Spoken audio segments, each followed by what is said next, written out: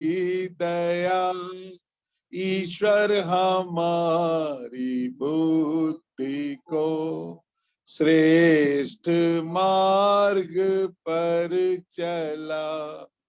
दाता हमारी बुद्धि को श्रेष्ठ मार्ग पर चला। उपस्थित धर्म प्रेमी सज्जनों, मातृशक्ति, जैसा कि एक गीत के लिए आदेश हुआ है, तो दो लाइनें आपके सम्मुख प्रस्तुत करता हूं। प्रभु जी तेरी लीला है अपरंपार, प्रभु जी तेरी लीला है अपरंपार। ओ अविनाशी घट घट वासी, भेद न तेरा पाया। सबकी नजरों में रहकर भी नजर किसी को न आया, सबकी नजरों में रहकर भी नजर किसी को न आया। पर जो तेरा हो जाए, तुझे हर रंग में वो पाए। करे तेरी सदा दीदार, प्रभु जी तेरी लीला है अपरंपार। बिन मांगे दे मुफ्त सभी को हवा रोशनी पानी, बिन मांगे दे मुफ्त सभी को हवा रोशनी पानी। दान करे और जतलाए ना, गजब का तू है दानी। तो सबको देवे दाता, तेरा दिया हुआ हर कोई खाता। तेरे पूरन है भंडार, प्रभु जी तेरी लीला है अपरंपार। दिन को दुनिया काम करे और रात को करे आराम, दिन को दुनिया काम करे और रात को करे आराम। रात न होती तो हो जाती सबकी बोलो राम। क्या खूब नियम है तेरा, जाए रात और आए सवेरा।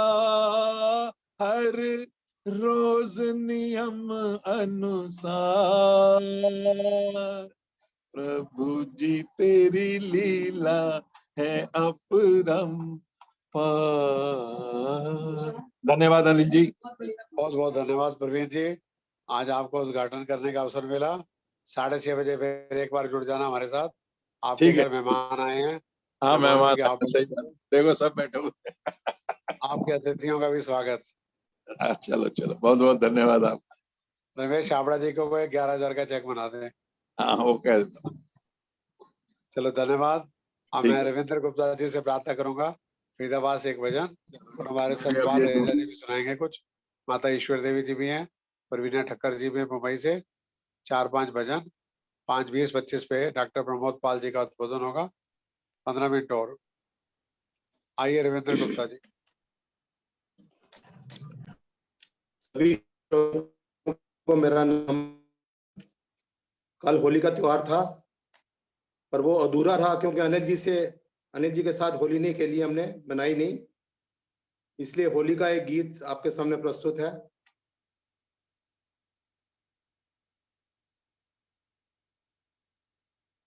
जो होली सो होली बुला दो उसे, जो होली सो होली बुला दो उसे। आज मिलने मिलाने का त्योहार है, आज मिलने मिलाने का त्योहार है। जो होली सो होली बुला दो उसे, जो होली सो होली बुला दो उसे। आज मिलने मिलाने का त्योहार है, आज मिलने मिलाने का त्योहार है। छोड़ दो छल कपट द्वेष की भावना, छोड़ दो छल कपट द्वेष की भावना, प्रेम गंगा बहाने का त्योहार है, प्रेम गंगा बहाने का त्योहार है। जो होली सो होली बुला दो उसे, आज मिलने मिलाने का त्योहार है। न कीचड़ उछालो न गाली कहो, न कीचड़ उछालो न गाली कहो, ये कुप्रथा बंद करने में आनंद है, ये कुप्रथा बंद करने में आनंद है। स्वर्ग समशुद्ध वातावरण हो यहाँ, स्वर्ग समशुद्ध वातावरण हो यहाँ, आज होली मनाने का त्योहार है। जो होली सो होली बुला दो उसे, आज मिलने मिलाने का त्योहार है।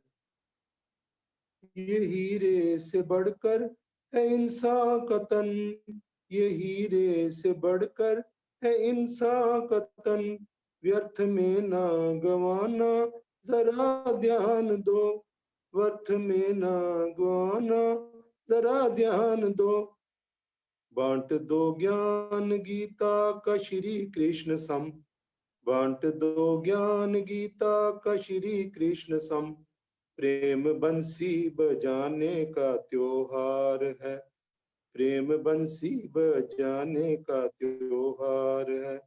जो होली सो होली बुला दो उसे, जो होली सो होली बुला दो उसे, आज मिलने मिलाने का त्योहार है, आज मिलने मिलाने का त्योहार।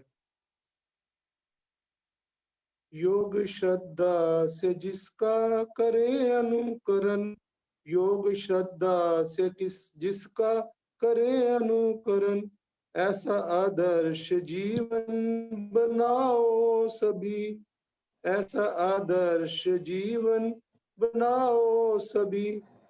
पाप अन्याय उत्पात बढ़ने न दे, पाप अन्याय उत्पात बढ़ने न दे।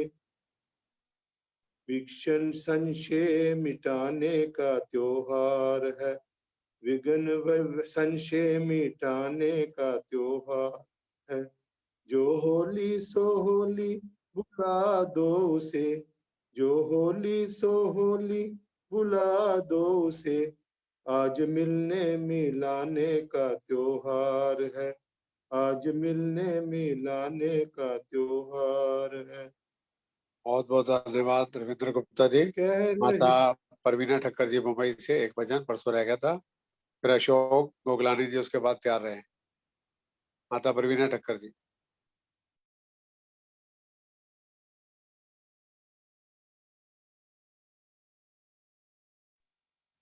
माता परवीना ठक्कर जी आ रही है मुंबई से।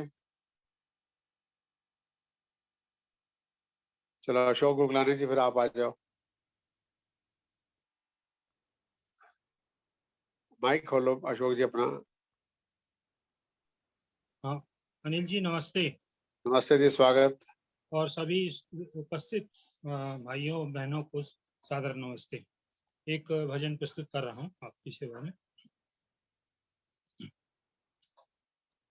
बैठ दो घड़ी कर प्रभु का भजन, बैठ दो घड़ी कर प्रभु का भजन, बंधनों से बच ले, बंधनों से बच ले करके यतन, बैठ दो घड़ी कर प्रभु का भजन। रचा जिसने सुंदर ये संसार सारा, रचा जिसने सुंदर ये संसार सारा, जगत में उसी का है सब पसारा, गीत गा उसी के तू होकर मगन, बैठ दो घड़ी कर प्रभु का भजन। उसी की दया से है मनुष्य देह पाई, उसी की दया से है मनुष्य देह पाई।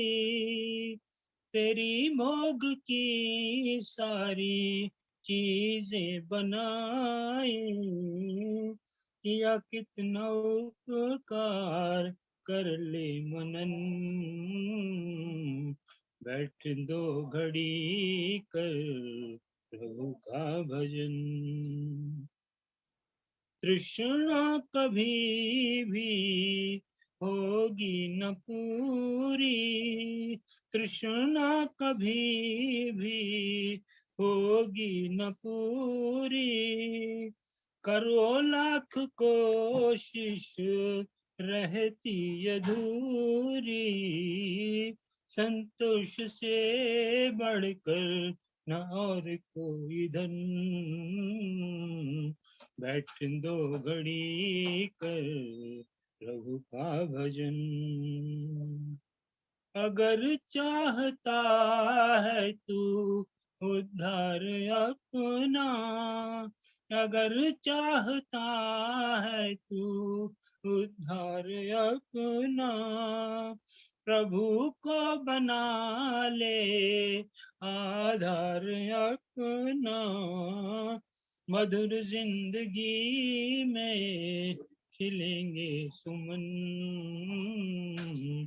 बैठ दो घड़ी कर प्रभु का भजन, बैठ दो घड़ी कर ले प्रभु का भजन, बैठ दो घड़ी कर प्रभु का भजन। धन्यवाद। बहुत सुंदर, बहुत बहुत धन्यवाद अशोक जी। नमस्ते। अब सतपाल रेजा जी सुनाएंगे कुछ। प्रवीणा ठक्कर जी, ईश्वर देवी जी। भैया मैं हूँ।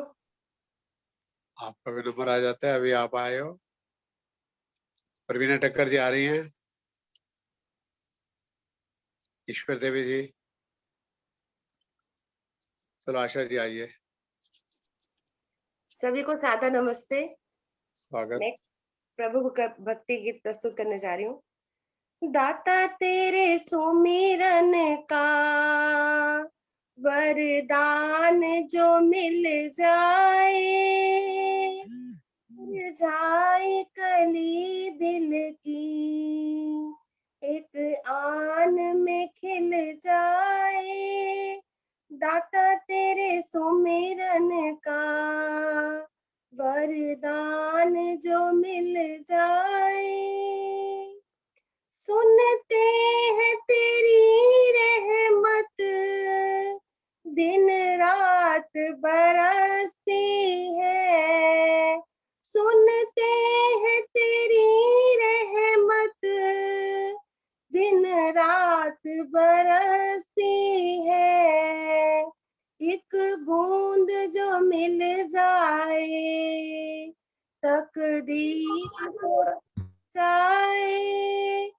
दाता तेरे सुमिरन का वरदान जो मिल जाए। ये मन बड़ा चंचल है, चिंतन में नहीं लगता। ये मन बड़ा चंचल है, चिंतन में नहीं लगता। जितना इसे समझाऊं उतना ही मचल जाए। दाता तेरे सुमिरन का वरदान जो मिल जाए। हे नाथ मेरे दिल की बस इतनी तमन्ना है। हे नाथ मेरे दिल की बस इतनी तमन्ना है। पाक फिसल जाए, दाता तेरे सुमिरन का वरदान जो मिल जाए।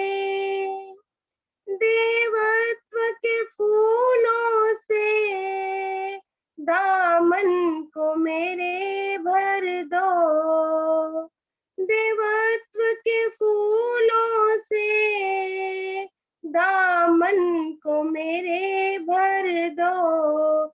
जिंदगी सुगंधित हो, दुर्गंध निकल जाए, दाता तेरे सुमिरन का वरदान जो मिल जाए।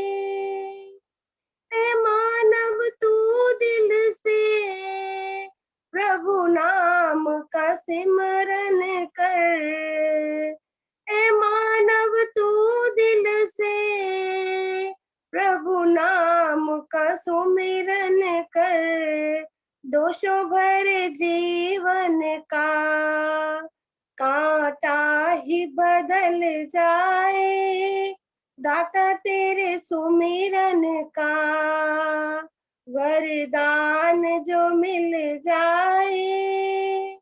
मुरझाई कली दिल की एक यान में खिल जाए, दाता तेरे सुमिरन का वरदान जो मिल जाए। धन्यवाद बहुत बहुत समय देने के लिए।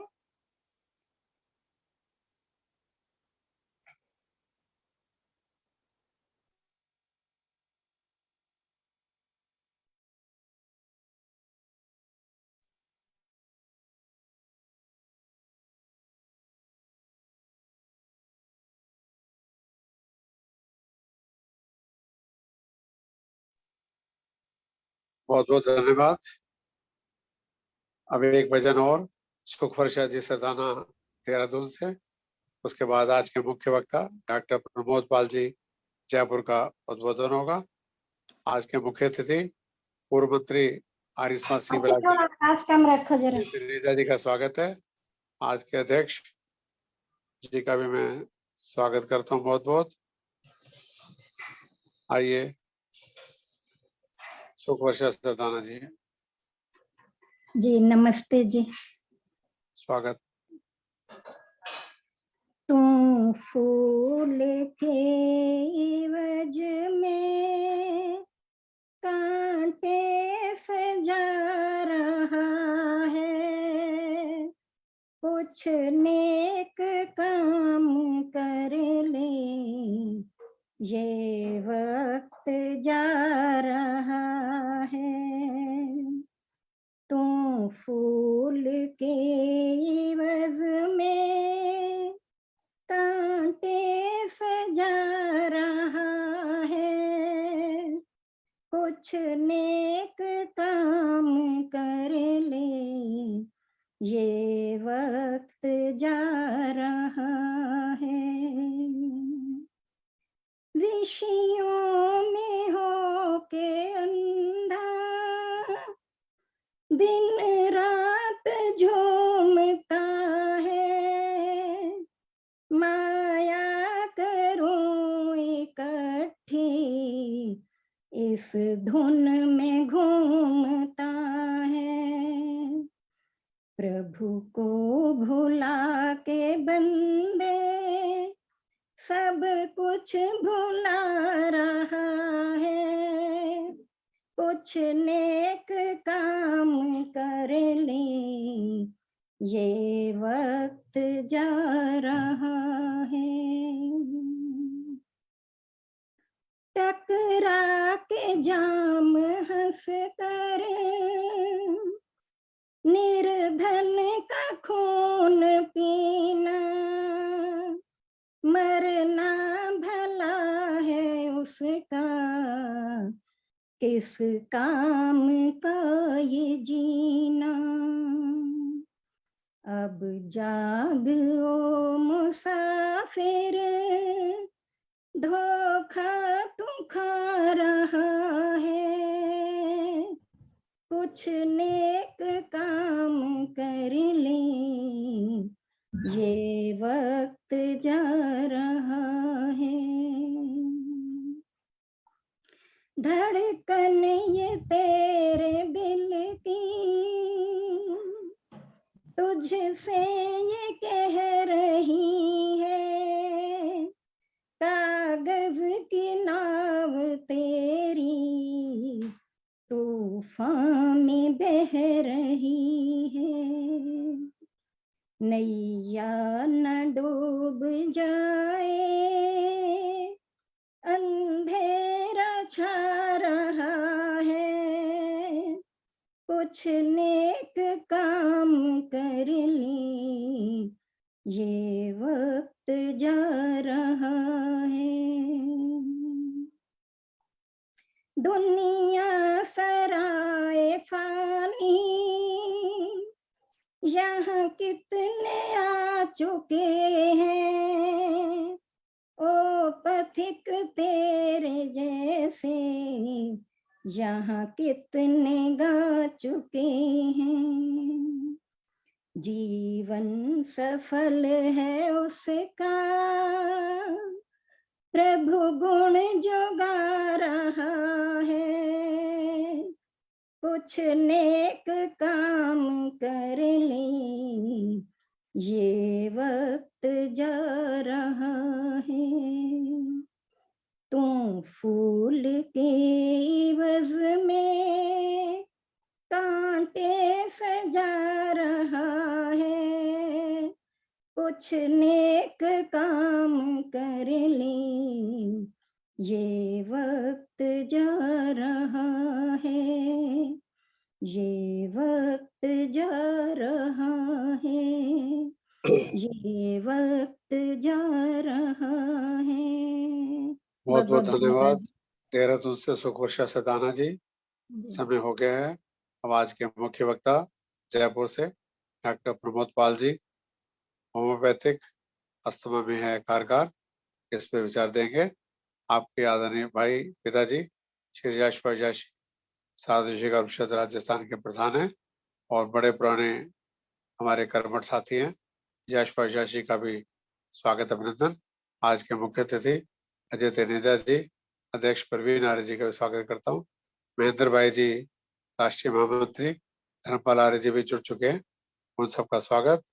अब 30 और 40 मिनट के अंदर अपनी बात रखेंगे, उसके बाद आप प्रश्न भी पूछ पाएंगे, फिर कुछ भजन और 6:30 तक कार्यक्रम चलेगा। आइए, स्वागत है डॉक्टर प्रमोद पाल जी। नमस्ते।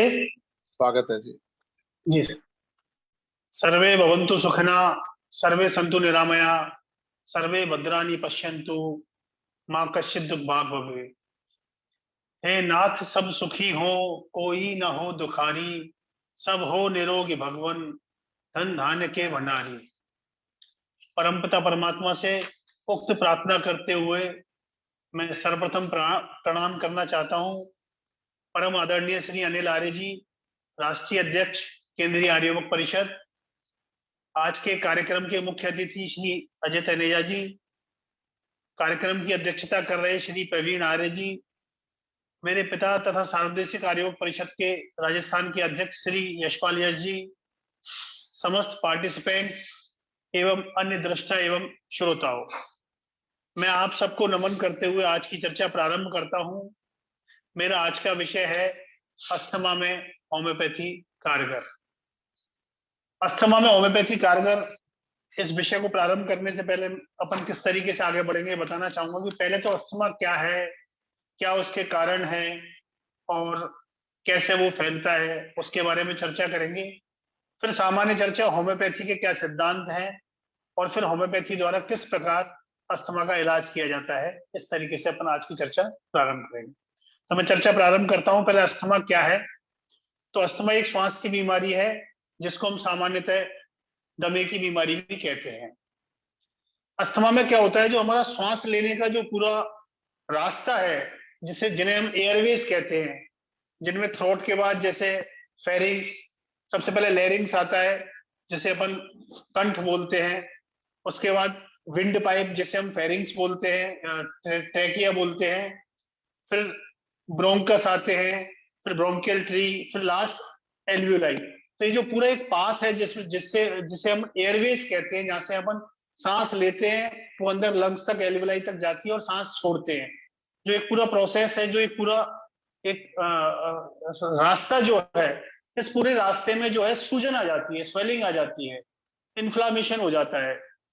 और सूजन, स्वेलिंग या इन्फ्लामेशन के कारण वहां रास्ते में जो है वो रास्ता सूजन होने से सकड़ा हो जाता है, मतलब वो रास्ता छोटा हो जाता है और वहां बलगम जमा हो जाता है, म्यूकस, जिसे एक्यूमुलेशन ऑफ म्यूकस कहते हैं।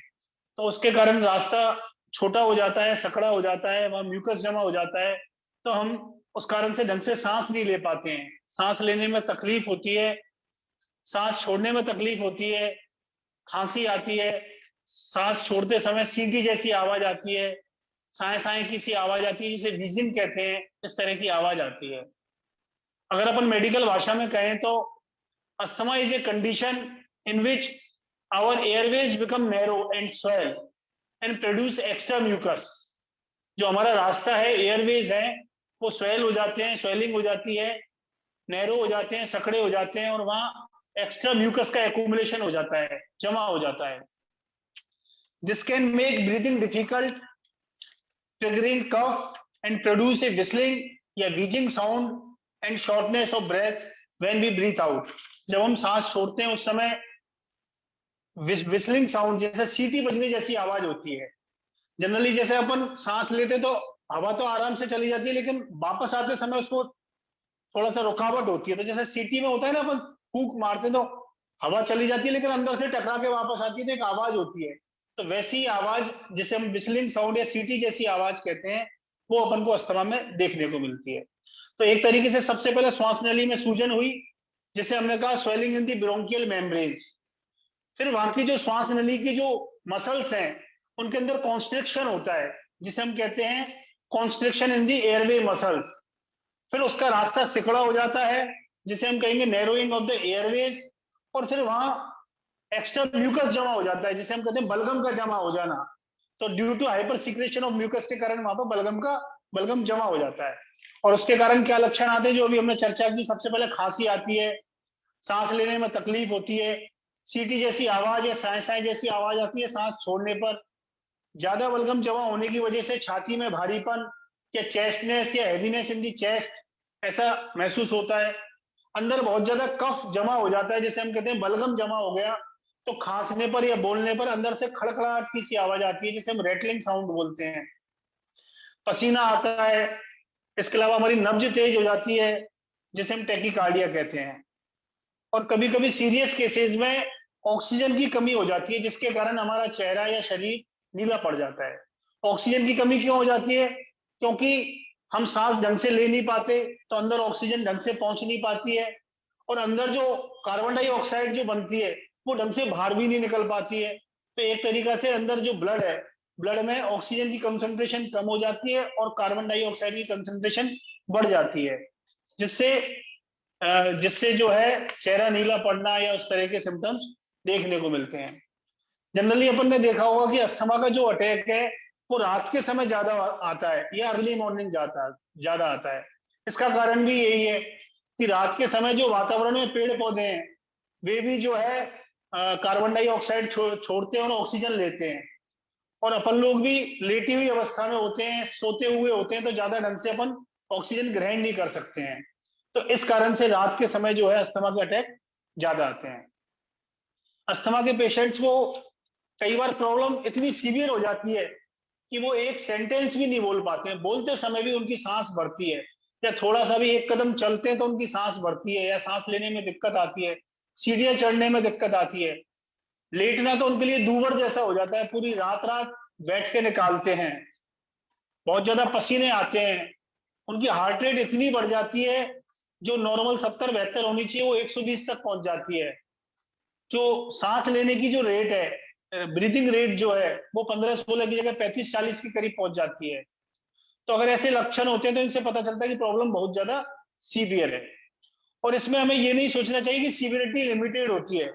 इसमें पेशेंट को कई बार आईसीयू तक या वेंटिलेटर तक की नौबत आ जाती है। तो ये हमने चर्चा की अस्थमा के लक्षण क्या है, जो हमने बताया कि खांसी का आना, साए साए की आवाज, सीटी की आवाज सांस छोड़ने पर, सांस लेने में दिक्कत होना, चेहरा नीला पड़ जाना, ये सब चीजें अपन ने अस्थमा के लक्षण अभी देखे।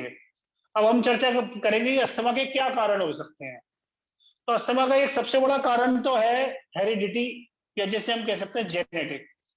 जनरली देखा जाता है कि अगर माँ बाप को अस्थमा है, बाबा दादी को अस्थमा है, या कभी नाना नानी को अस्थमा रहा हो ब्लड रिलेशन में, तो अगली पीढ़ी में अस्थमा 80-90% में आता ही है। तो एक तो इसका बहुत बड़ा कारण है हेरिडिटी या जेनेटिक।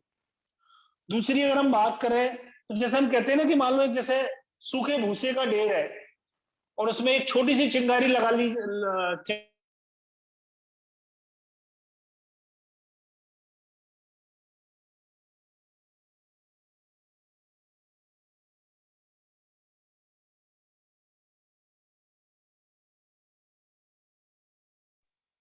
प्रमोद जी आवाज बंद हो गई।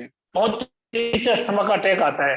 तो ये एलर्जेंस या जो ट्रिगरिंग फैक्टर्स हैं, ये भूसे में आग का काम करते हैं। तो ये एलर्जेंस क्या है या ट्रिगरिंग फैक्टर्स क्या है, इनकी हम चर्चा करेंगे। ये अस्थमा का बहुत बड़ा कारण है। तो एलर्जेंस जो है, जैसे नाम सुनने में आ रहा है एलर्जेंस, मतलब ये एलर्जी उत्पन्न करते हैं। सर्टेन्स कुछ चीजें होती है जिनसे अपन, जिससे व्यक्ति को एलर्जी होती है, जिसे हम हाइपर सेंसिटिविटी कहते हैं, या अति संवेदी होते हैं उन चीजों के प्रति। ये जो अति संवेदी जिन चीजों के प्रति होती है, वो चीजें रास्ते में, मतलब जो सांस लेने का रास्ता है जिन्हें हम एयरवेज कहते हैं, वहां पे जाकर सूजन बना देते हैं। और जो ट्रिगरिंग फैक्टर्स हैं, उनके संपर्क में जैसे ही व्यक्ति आता है और रास्ते में जो सूजन बनी हुई है, तो उससे एकदम से अस्थमा का अटैक आ जाता है। तो अपन एक तरीके से कहें कि जो एलर्जेंस है वो एक तरीके से डायनामाइट की तरह है, और ट्रिगरिंग फैक्टर्स उनमें एक तीली या चिंगारी की तरह होते हैं। एलर्जेंस कौन कौन से हैं, जैसे अपन देखते हैं कि घर के अंदर जमा पुरानी धूल मिट्टी, ये एलर्जेंस है। अस्थमा के पेशेंट को जैसे घर में झाड़ू लगाने पर, दिवाली पे साफ सफाई के दौरान, या घर में जैसे पेंट हो रहा है, सफेदी हो रही है, या दीवारों से कई बार खुरचन निकलती है, ये सब एलर्जेंस का काम करते हैं। ये जो धूल मिट्टी जो होती है, इसे हाउस डस्ट माइट भी कहते हैं। और ये हाउस डस्ट माइट एक तरीके से कीड़े होते हैं जो व्यक्ति के एयरवेज में जाकर वहां पर स्वेलिंग पैदा करते हैं, जो श्वास नली है उसमें सूजन पैदा करते हैं। और जैसे ही फिर व्यक्ति किसी भी ट्रिगरिंग फैक्टर्स के संपर्क में आता है, जैसे कोई एयर पॉल्यूशन या ह्यूमिडिटी, तो ये एकदम से जो है व्यक्ति के अंदर अस्थमा का अटैक लेके आते हैं। और भी क्या हो सकते हैं एलर्जेंस, जैसे जंगली घास है, उनसे एलर्जी होती है कई बार, इसको कांग्रेस घास भी बोलते हैं। कुछ परागकण होते हैं, कीकर का पेड़ है, कलील का पेड़ है, इनके परागकण। कई बार घर में कॉकरोच, या कई लोगों के पालतू कुत्ते बिल्ली होते हैं, उनके बालों से, उनकी डैंड्रफ से, या उनके थूक से, पेशाब से, इनसे भी व्यक्ति को एलर्जी होती है। तो ये हमने बात करी एलर्जेंस की। एलर्जेंस में घर में पुरानी धूल, पुराने जैसे पुरानी किताबों पे लगी हुई धूल, जंगली घास, कांग्रेस घास, कीकर का पेड़, कलील का पेड़, कॉकरोच, पेट्स, कुत्ते बिल्ली, इनकी डैंड्रफ, ये सब चीजें एलर्जेंस का काम करते हैं। अगर हम बात करें ट्रिगरिंग फैक्टर्स की, तो ट्रिगरिंग फैक्टर्स भी एक तरीके से एलर्जेंस, मैंने जैसे बताया कि एलर्जेंस से सूजन आती है, और फिर ट्रिगरिंग फैक्टर्स एक तरीके से अस्थमा का अटैक लाने में कार्य करते हैं। तो ये श्वास नली के रास्ते को इरिटेट करते हैं। तो ट्रिगरिंग फैक्टर्स में जैसे सबसे बड़ा ट्रिगरिंग फैक्टर है वायु प्रदूषण। तो अस्थमा के अटैक के लिए वायु प्रदूषण बहुत बड़ा कारण है। वायु प्रदूषण में जैसे ओजोन है, नाइट्रिक ऑक्साइड है, सल्फर डाइऑक्साइड है, और पार्टिकुलेट मैटर 2.5, ये जो है ट्रिगरिंग फैक्टर का काम करते हैं। जनरली आपने देखा होगा कि अगर वातावरण में पॉल्यूशन बहुत ज्यादा है, तो उस समय अस्थमा के पेशेंट्स भी बहुत ज्यादा बढ़ जाते हैं। तो एक तरीके से ये जो वायु प्रदूषण है, ये बहुत बड़ा अस्थमा में, अस्थमा के अटैक को लाने में बहुत बड़ा कार्य करता है। कई बार अगर वायु प्रदूषण, जैसे दिल्ली में अपन देखते हैं कि कई समय एक तरीके से 2-3 महीने तक लगातार पॉल्यूशन रहता है, तो ऐसे समय देखा जाता है कि अस्थमा के पेशेंट्स बहुत बढ़ जाते हैं। और इसके अलावा जो ट्रिगरिंग फैक्टर्स हैं वो है जैसे बहुत ज्यादा तेज ठंड, तेज गर्मी, या ह्यूमिडिटी। या कई बार एनवायरमेंटल चेंजेस होते हैं या वातावरणीय परिवर्तन होते हैं या चेंज ऑफ वेदर के समय अस्थमा के पेशेंट्स को बहुत परेशानी होती है। इसके अलावा बहुत तेज स्ट्रॉन्ग ऑर्डर्स हैं, तेज स्मेल वाली चीजें हैं, परफ्यूम्स हैं, अगरबत्ती की खुशबू है, या तेज केमिकल्स या पेंट्स या फैक्ट्री से उठने वाला धुआं, या सिगरेट स्मोकर्स, एक्टिव स्मोकर्स या पैसिव स्मोकर्स, ये सब चीजें जो है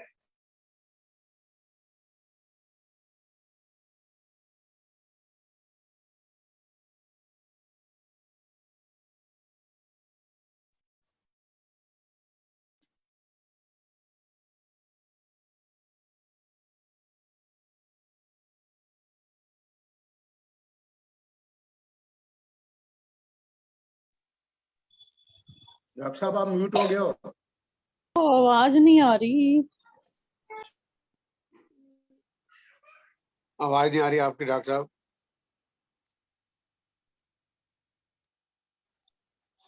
अभी आ रही है? आ रही है जी।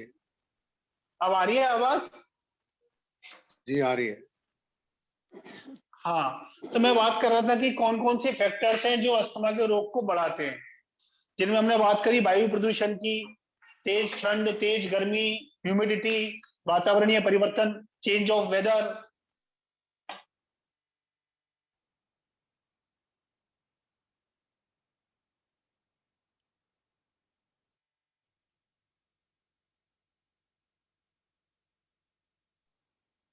आवाज फिर नहीं आ रही।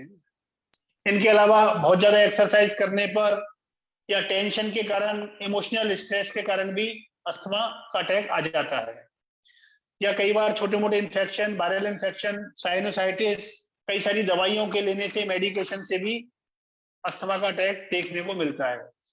इसके अलावा कई बार देखा जाता है गैस्ट्रोइसोफेजियल रिफ्लेक्स, जैसे अपन खाना खाते खाते खाना जो है श्वास नली में चला जाता है, तो उसके कारण भी अस्थमा का अटैक आता है। अब अगर अपन बात करें कि अस्थमा का पता कैसे लगाएं, मतलब कौन सी जांच करें अस्थमा का पता लगाने के लिए कि व्यक्ति को अस्थमा है या कुछ और है, तो एक तो जनरली ऑस्कल्टेशन करते हैं, स्टेथोस्कोप के द्वारा लंग्स वाले एरिया को ऑस्कल्टेट करते हैं और उसमें वहां पे अपन को व्हीजिंग साउंड या विस्लिंग साउंड देखने को मिलती है, तो उससे पता चलता है कि पेशेंट को अस्थमा है। और उससे लोकेशन भी पता चल जाता है कि कौन सा एरिया, जैसे लंग है तो लंग का लोअर लोब है, अपर लोब है, राइट साइड वाला लंग है, लेफ्ट साइड वाला लंग है। दूसरा एक स्पायरोमेट्री टेस्ट है। कई बार अपन हॉस्पिटल देखते हैं कि सांस खींच के तेज सांस मारने को बोलते हैं एक यंत्र में, और 2-3 बॉल होती हैं वो उठती हैं, तो उससे देखा जाता है कि लंग की कैपेसिटी कितनी है, कि व्यक्ति कितनी ब्रेथ मतलब कितनी वायु ब्रीथ आउट कर सकता है, तो उससे भी अस्थमा का पता लगाते हैं कि किस लेवल का अस्थमा है, कितना है, ये पता लगाते हैं स्पायरोमेट्री टेस्ट के द्वारा। अस्थमा से बचाव के लिए अगर अपन बात करें तो जो हमने एलर्जेंस की बात करी, व्यक्ति को जिस चीज से एलर्जी है उन चीजों से व्यक्ति को बचना चाहिए।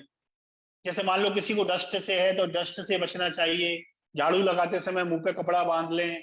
घर में अगर डस्ट है तो रेगुलर अपनी चीजों को, जैसे कर्टेन्स हैं, सोफा क्लॉथ है, इन चीजों को साफ करते रहें।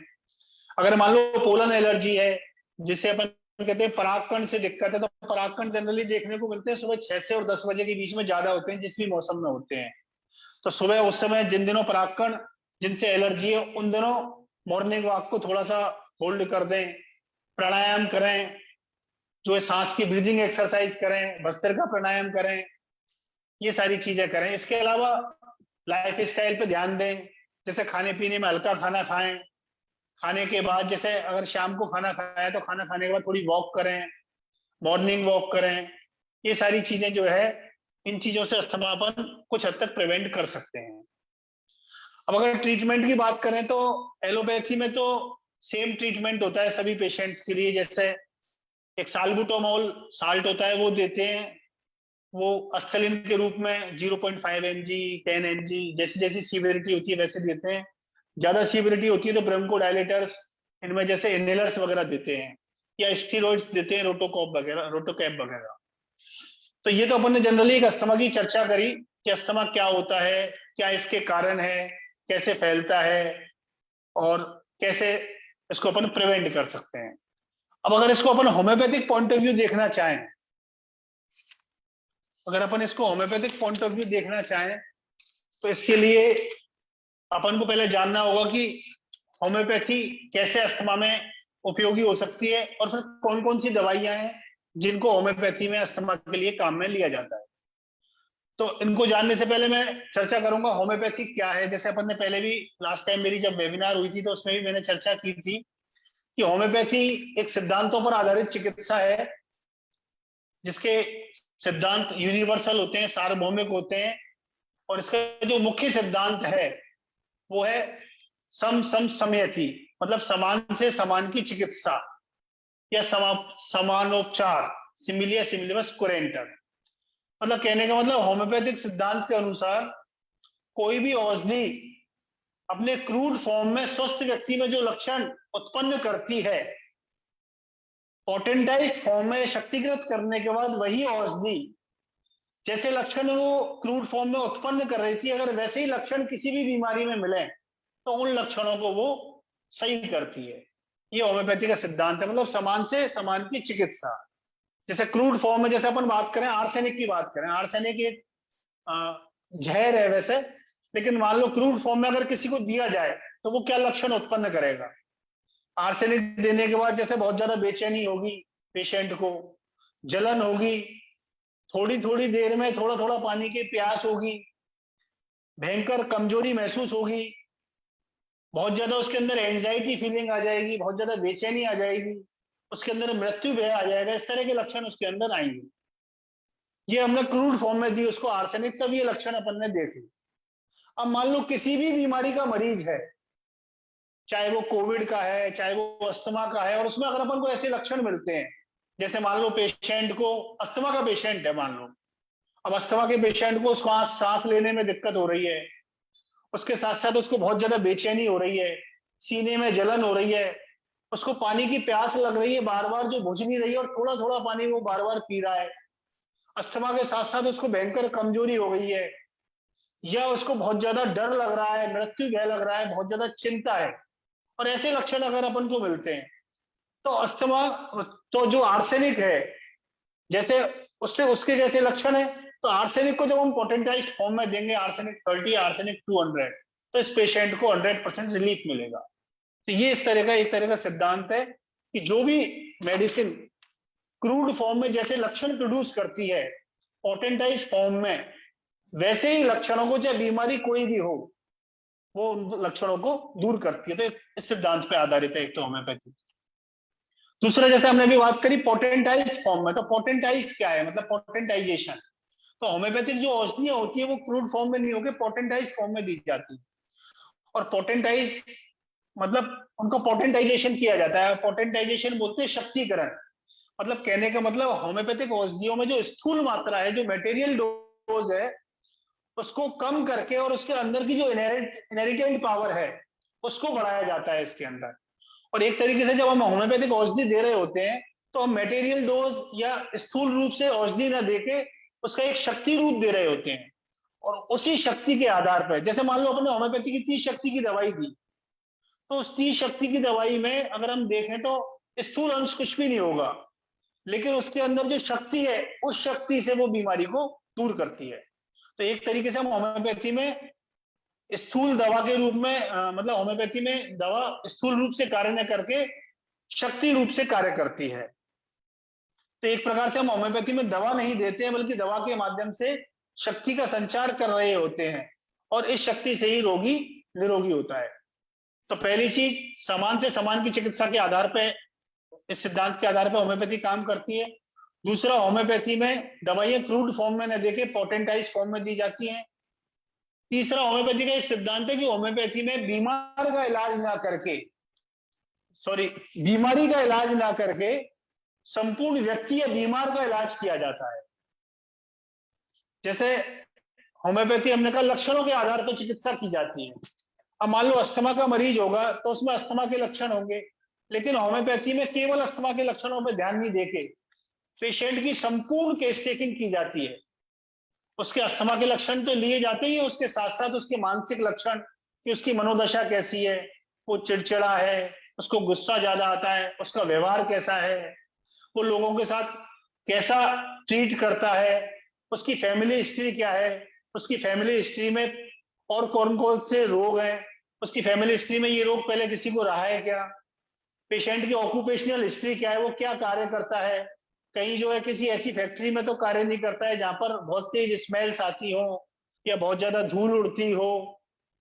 उसकी पर्सनल हिस्ट्री देखी जाती है कि उसको क्या चीजें पसंद है, उसको क्या अच्छा लगता है, क्या बुरा लगता है, खाने में क्या पसंद है, पेशेंट को कैसी नींद आती है, उसको कैसी भूख लगती है, उसको कैसी प्यास लगती है, उसको कैसे सपने आते हैं, मतलब ड्रीम्स तक पे भी, ड्रीम्स भी पेशेंट के पूछे जाते हैं, क्योंकि ये माना जाता है कि जो सपने हैं वो व्यक्ति के अचेतन मन के प्रतिरूप होते हैं। व्यक्ति जो सोचता है जैसा वो उसके दिमाग में रहता है वही चीजें उसके सपने में आती हैं, तो सपनों से भी उसके व्यवहार का पता लगता है। पेशेंट को कैसा पसीना आता है, फिर रोग के बारे में जाना जाता है कि रोग के लक्षण क्या है, रोग कब बढ़ता है, रोग कब कम होता है, किन चीजों से रोग ज्यादा होता है, रोग की प्रकृति क्या है, ठंड से बढ़ता है या ठंड से या गर्मी से बढ़ता है या किन चीजों से कम होता है, पेशेंट की प्रकृति क्या है, संपूर्ण व्यक्ति जिसका इलाज कर रहे हैं उसकी प्रकृति क्या है। तो इन सब चीजों को जानकर फिर होम्योपैथी में व्यक्ति का इलाज किया जाता है। ऐसा नहीं है कि होम्योपैथी जैसे ऐसा नहीं है कि पेशेंट को अस्थमा है और उठा के अपन ने अस्थलिन दे दी, अस्थलिन से फायदा नहीं पड़ा तो अपन इनहेलर दे दिया या उसकी और डोज बढ़ा दी, ऐसा नहीं है। मतलब इंडिविजुअलाइजेशन, हर व्यक्ति की अलग अलग चिकित्सा की जाती है। जैसे मान लो 5 अस्थमा के पेशेंट हैं तो हर व्यक्ति की अलग अलग व्यक्तिपरक चिकित्सा की जाती है। पांचों पेशेंट्स की केस टेकिंग ली जाती है, उनकी सारी हिस्ट्री जानी जाती है, फिर उनके आधार पे बीमारी सबको एक हो सकती है लेकिन सबकी दवाई अलग अलग निकल के आती है। तो एक तरीके से होम्योपैथी में व्यक्तिपरक चिकित्सा की जाती है। तो लास्ट टाइम भी मैंने बताया था कि एक होम्योपैथी जो है स्पिरिचुअल पैथी है।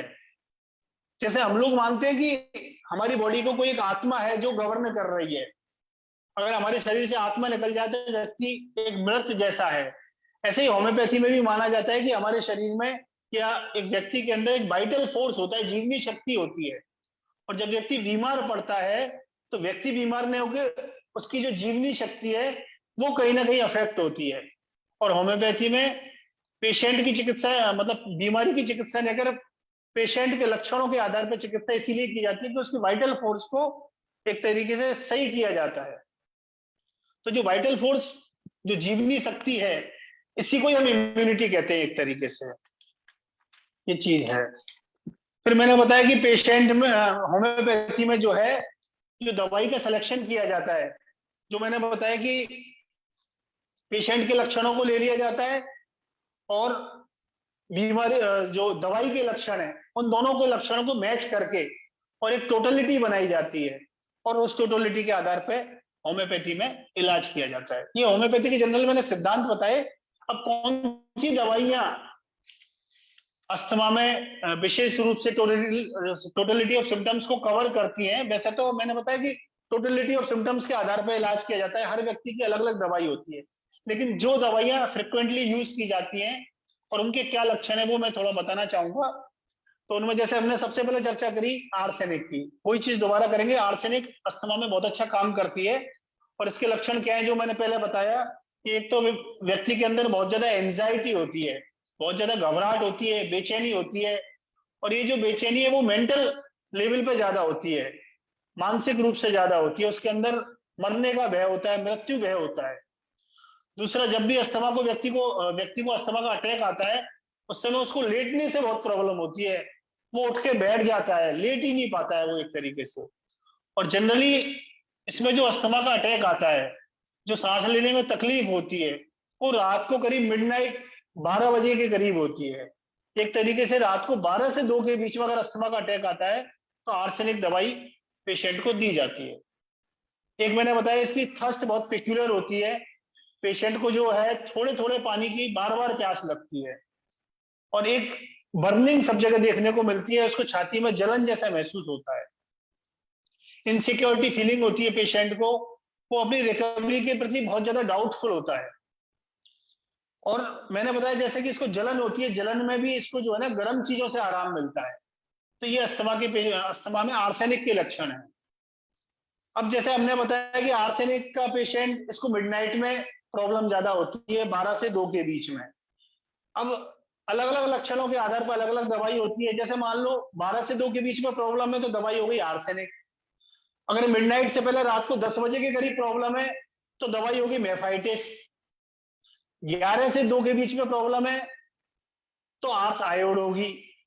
मिडनाइट के बाद अगर प्रॉब्लम है, जैसे 2 बजे है तो आर्सेनिक, 2 से 3 बजे है तो काली आर्स, 3 बजे है तो काली कार्ब, 4-5 के बीच में सल्फ, सुबह 5 बजे है तो काली आयोड। तो इस तरीके से अलग अलग दवाइयां होती हैं। इस तरीके से अलग अलग सिम्टम्स के आधार पर, लक्षणों के आधार पर होम्योपैथी में दवाइयों का सिलेक्शन करते हैं। जैसे मैंने आर्सेनिक के साथ साथ चर्चा की कि आर्सेनिक रात को 12 बजे या 12 से 2 बजे अगर अस्थमा का अटैक आ रहा है तो 12 बजे पहले आ रहा है, 10 बजे है तो मेफाइटिस, 11 से 2 है तो आर्स आयोड। ऐसे ही 12 बजे बाद की मैंने चर्चा की, 2 बजे आर्सेनिक, 3 बजे काली कार्ब, 4 से 5 बजे नेट्रम सल्फ, 5 बजे काली आयोड। इस तरह से लक्षणों के आधार पर इन दवाइयों का सिलेक्शन किया जाता है। एक दवाई है जैसे एंटिम टार्ट। तो एंटिम टार्ट में विशेषकर जो बच्चों में जो अस्थमा होता है उसमें एंटिम टार्ट यूज होती है।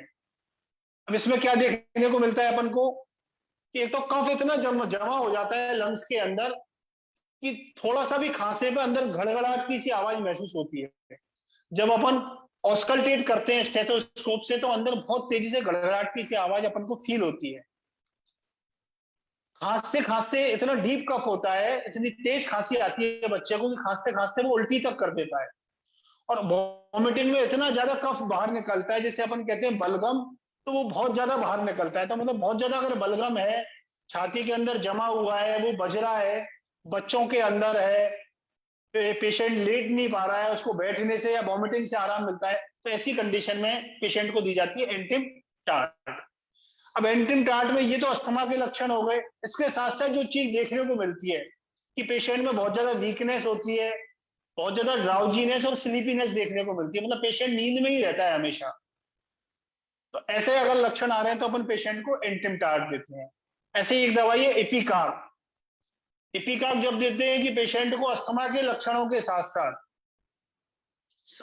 साथ उसको वॉमिटिंग की इच्छा करती है लेकिन वॉमिटिंग होती नहीं है, मतलब nauseatic feeling at the time of attack, तो उसमें अपन देंगे एपिकार्ब। इसमें भी छोटे बच्चों में भी देते हैं इसको। इसमें भी जो है रेटलिंग म्यूकस होता है, गड़गड़ाहट की सी आवाज आती है, और ये स्पेशली वार्म मॉइस्ट वेदर में पेशेंट को तकलीफ ज्यादा होती है। तो ये हुई एपिकार्ब। ऐसे एक दवाई है नेट्रम सल्फ।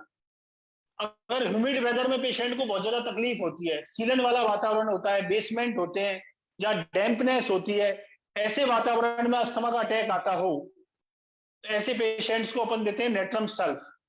अब इसके साथ साथ और क्या लक्षण अपन देखते हैं, ऐसे पेशेंट के लक्षण जानने में पता लगता है कि वो म्यूजिक के प्रति बहुत ज्यादा सेंसिटिव होता है। दूसरा, उसका जो एक्सपेक्टोरेशन होता है, जो बलगम होता है, वो ग्रीनिश येलो कलर का होता है। और एक मैंने पहले भी चर्चा की थी कि रात को 4 से 5 बजे के बीच में इसको अधिकतर अस्थमा का अटैक आता है, और इसको खांसी इतनी तेज चलती है नेट्रम सल्फ के पेशेंट को कि इसको अपनी चेस्ट को होल्ड करना पड़ता है। तो अगर अपन को ऐसे लक्षण मिले तो अपन उसको क्या दवाई देंगे, नेट्रम सल्फ देंगे।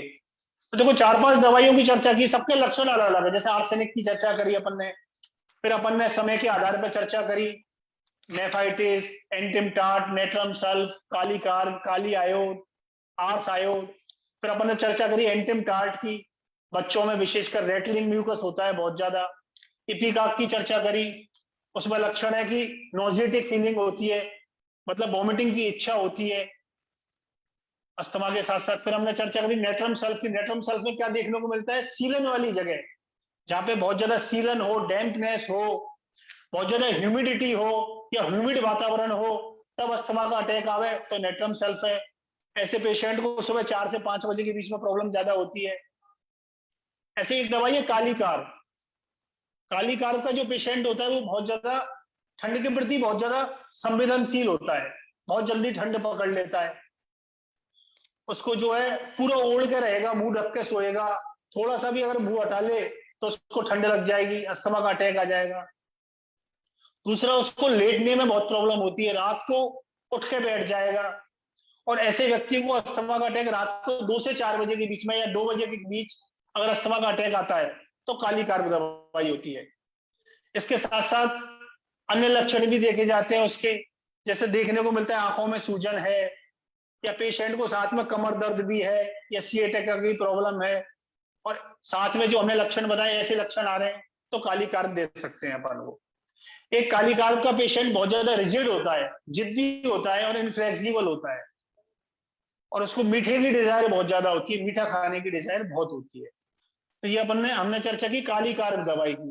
काली कार्ब में क्या था कि ठंड के प्रति बहुत ज्यादा संवेदनशील होता है, पूरा चेहरा ढककर सोएगा, लेटने से प्रॉब्लम होती है, रात को 2 बजे के करीब या 2 से 4 बजे के करीब इसके अटैक ज्यादा आते हैं, पेशेंट को उठ के बैठना पड़ जाता है। सीधे बैठने पर एक बहुत बड़ा लक्षण है कि उठ के बैठना तो ठीक है, लेकिन इसके पेशेंट को आगे झुक के बैठता है, अपने घुटनों पे हाथ रख के, अस्थमा के अटैक के समय घुटनों पे हाथ रख के और आगे की तरफ झुक के बैठ जाता है, उसी से इसको आराम मिलता है। तो यह है काली कार्ब का पेशेंट। ऐसे एक दवाई है ब्रोमियम। ब्रोमियम का जो पेशेंट होता है उसको सांस लेने में तकलीफ आती है, इंस्पिरेशन डिफिकल्ट होता है। और दूसरा, जो ह्यूमिड वातावरण होता है या समुद्र के आसपास का जो वातावरण होता है वहां पर इसको आराम मिलता है।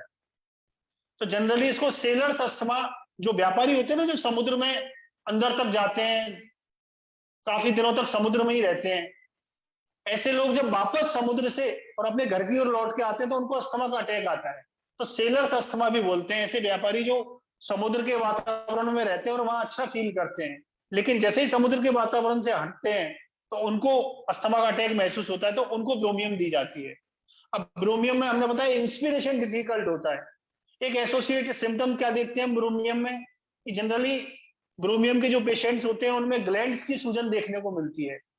जैसे मान लो थ्रोट में जो है टॉन्सिलाइटिस है, इनकी सूजन देखने को मिलेगी, या थायराइड ग्लैंड है, कोई भी ग्लैंड है उनमें सूजन साथ में देखने को मिल रही है और ये लक्षण भी मिल रहे हैं, तो हम ब्रोमियम दवाई देते हैं।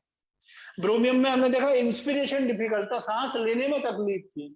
ऐसे एक दवाई है क्लोरम, उसमें सांस छोड़ने में तकलीफ होती है। और दूसरा क्लोरम जो दवाई मैं अपन को चर्चा कर रहा हूँ, एक तो सांस छोड़ने में दिक्कत होती है और एक गले के आसपास ऐसा कॉन्स्ट्रिक्शन सा महसूस होता है जैसे किसी ने गले को जकड़ लिया हो। ऐसी अगर फीलिंग देखने को मिले तो क्लोरम दवाई है। एक दवाई है ब्रायोनिया। ब्रायोनिया को हमने कोविड में भी बहुत यूज किया था, और जनरली लक्षणों के आधार पर, बीमारी कोई भी हो बस लक्षण देख रहे हैं, तो ब्रायोनिया के क्या लक्षण है? बहुत तेज प्यास लगती है, एक बार में व्यक्ति 1-1 गिलास पानी पीता है, ड्राइनेस बहुत ज्यादा देखने को मिलती है, पूरा शरीर ड्राई होता है, स्किन ड्राई होती है, टंग ड्राई होती है, बार बार होठ सूखते हैं, उसके होठों पे पपड़ी पड़ जाती है, इतनी ड्राइनेस और थर्स्ट, इतनी तेज थर्स्ट होती है। तीसरा, इसको मोशन से होता है एग्रावेशन, मतलब थोड़ी सी भी हलचल करेगा तो उसको प्रॉब्लम्स बढ़ेगी। ये सीधा लेटा रहना पसंद करेगा, थोड़ा सा भी एक्सर्शन करेगा तो इसको प्रॉब्लम होगी।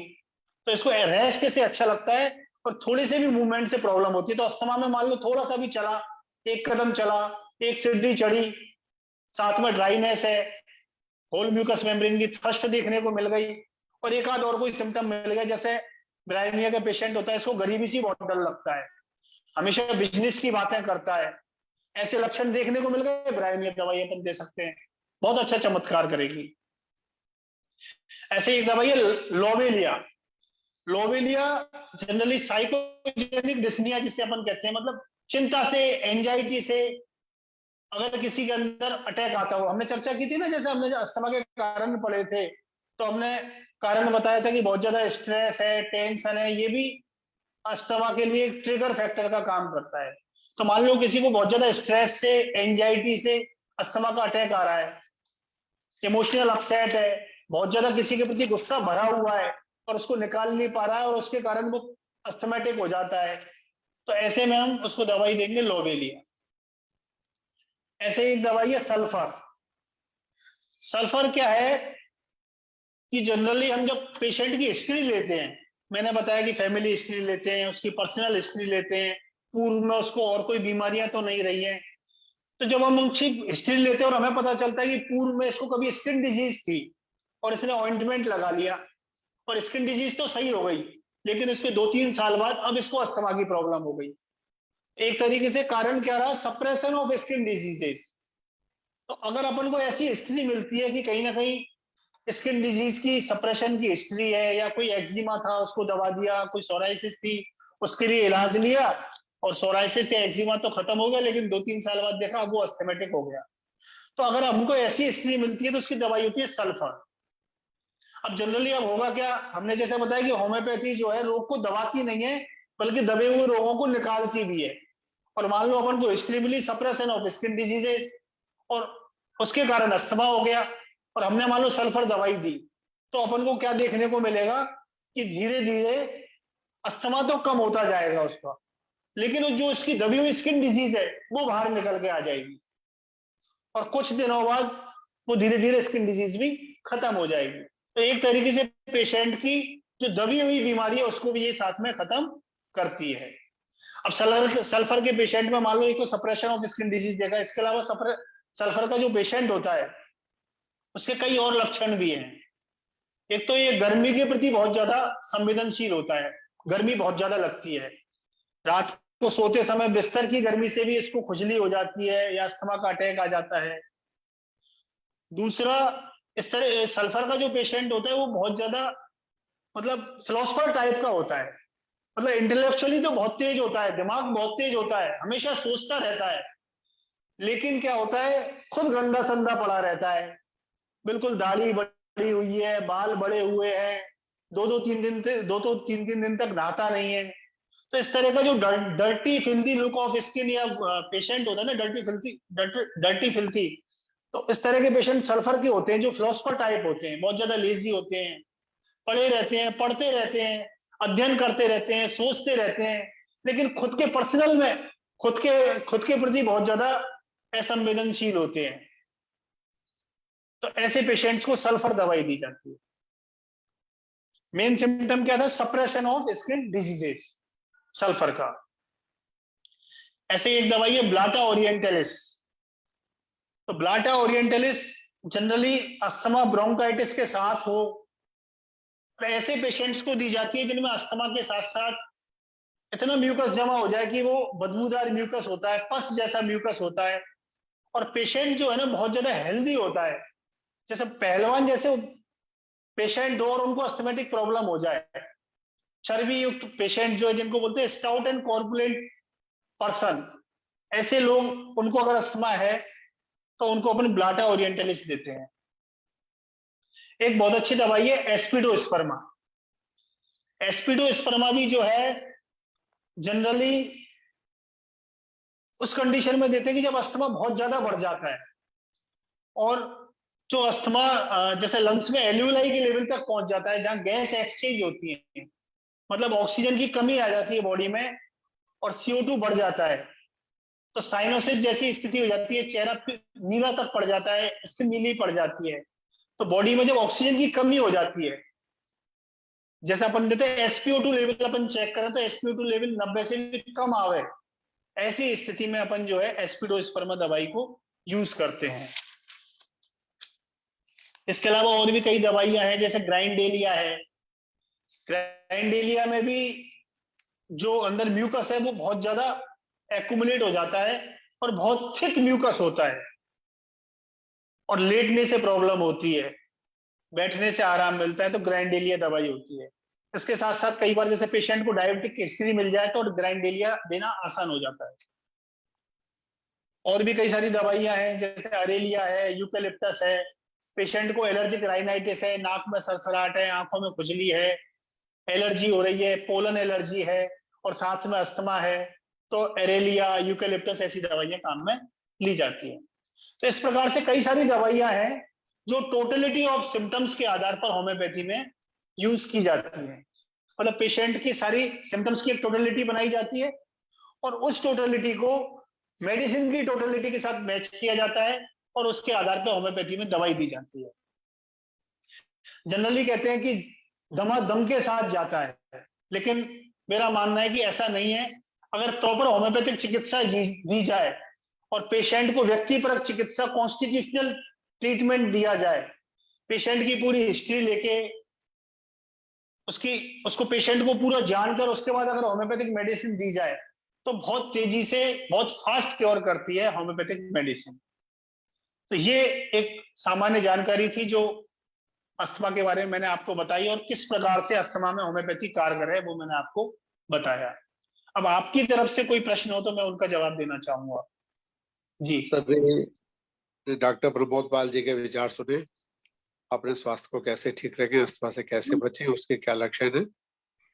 आप में से कोई प्रश्न पूछना चाहे बारी बारी से हो सकता है, स्वागत है।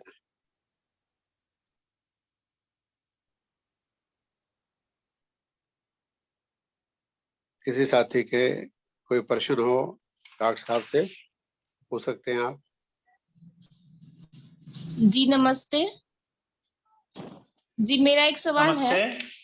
जी मेरा एक सवाल है कि ठंड में जी जो पूछिए। है, जी मेरे एक रिलेटिव हैं, जी तो उनको ठंड में जी नाक है वो जाम हो जाता है, फिर उनको जी इनहेलर वगैरह लेना होता है, तो उसमें फिर क्या किया जाए? मैम, एक्चुअल में मैंने जैसे बताया ना कि पेशेंट की पूरी हिस्ट्री लेनी पड़ती है इसके अंदर अपन को।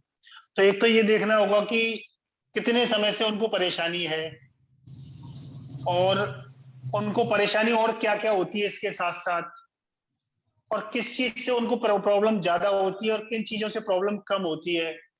इन सब चीजों की जानकारी के बाद ही अपन होम्योपैथी में दवाई दे सकते हैं। वैसे जनरली मैंने आपको बताया कि ठंड से जो प्रॉब्लम होती है, नाक जाम हो जाती है, इनमें हमारे कई सारी जो चिली रेमेडीज हैं, जिनमें हेपार सल्फ है, सैंड्यूकस है, नक्स वोमिका है, काली कार्ब है, ये 3-4 दवाइयां हैं जिनको हम यूज कर सकते हैं। तो ये और सब नाक बिल्कुल, ये जी सब सर, जी सम्मिलित रूप में लेना है?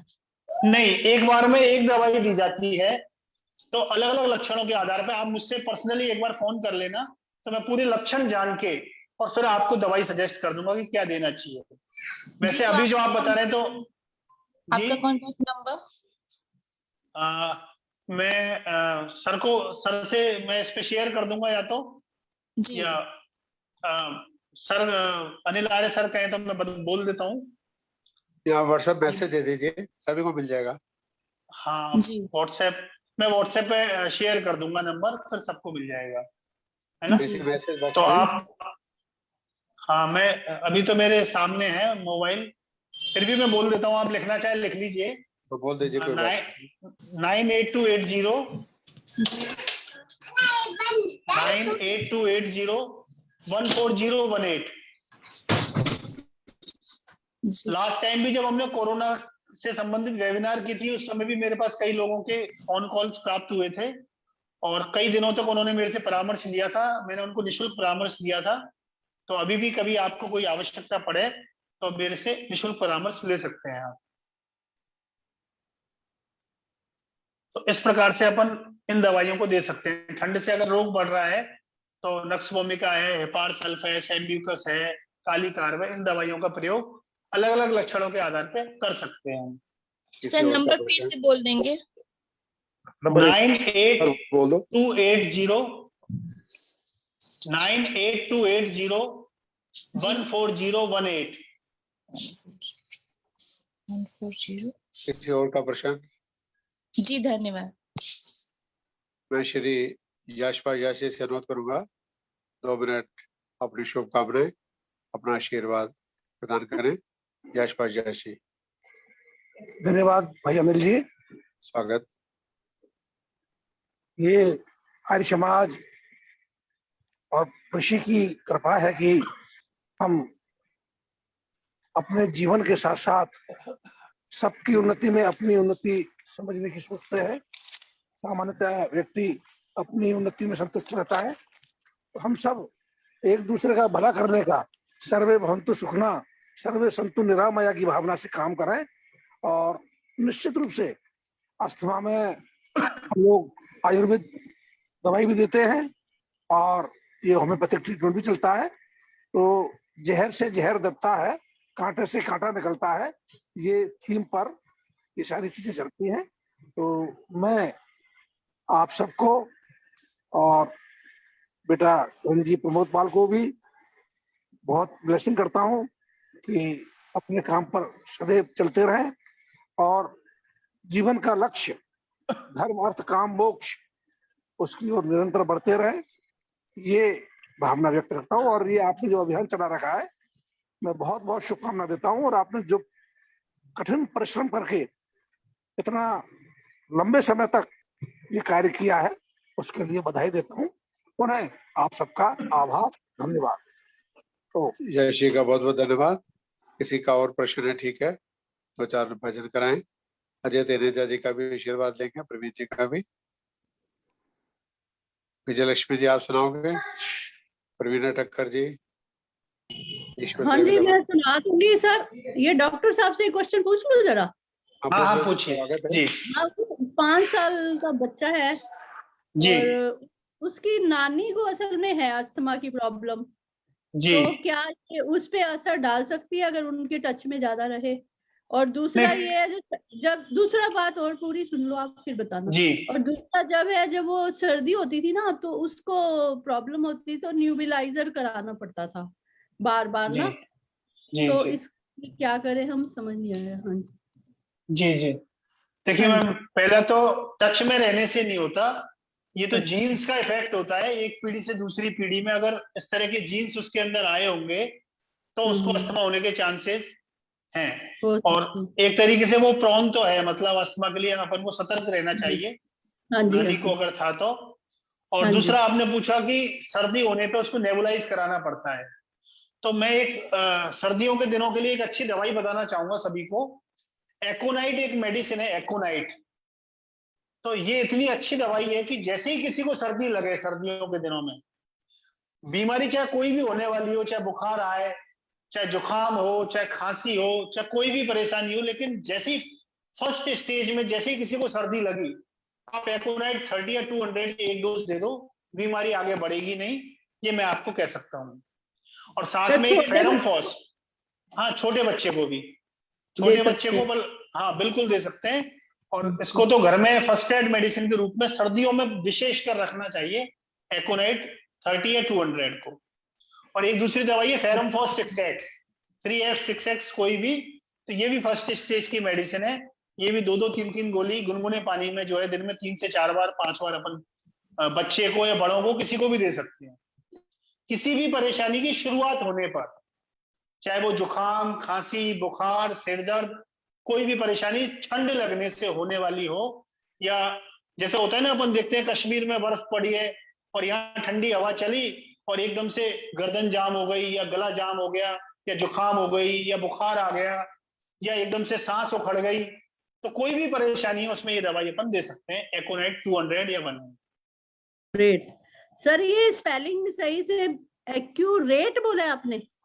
ACONITE, एकोनाइट। हाँ NIT, ठीक है, ये लिखिए मैंने, ठीक है जी, thank you sir. Thank you ma'am.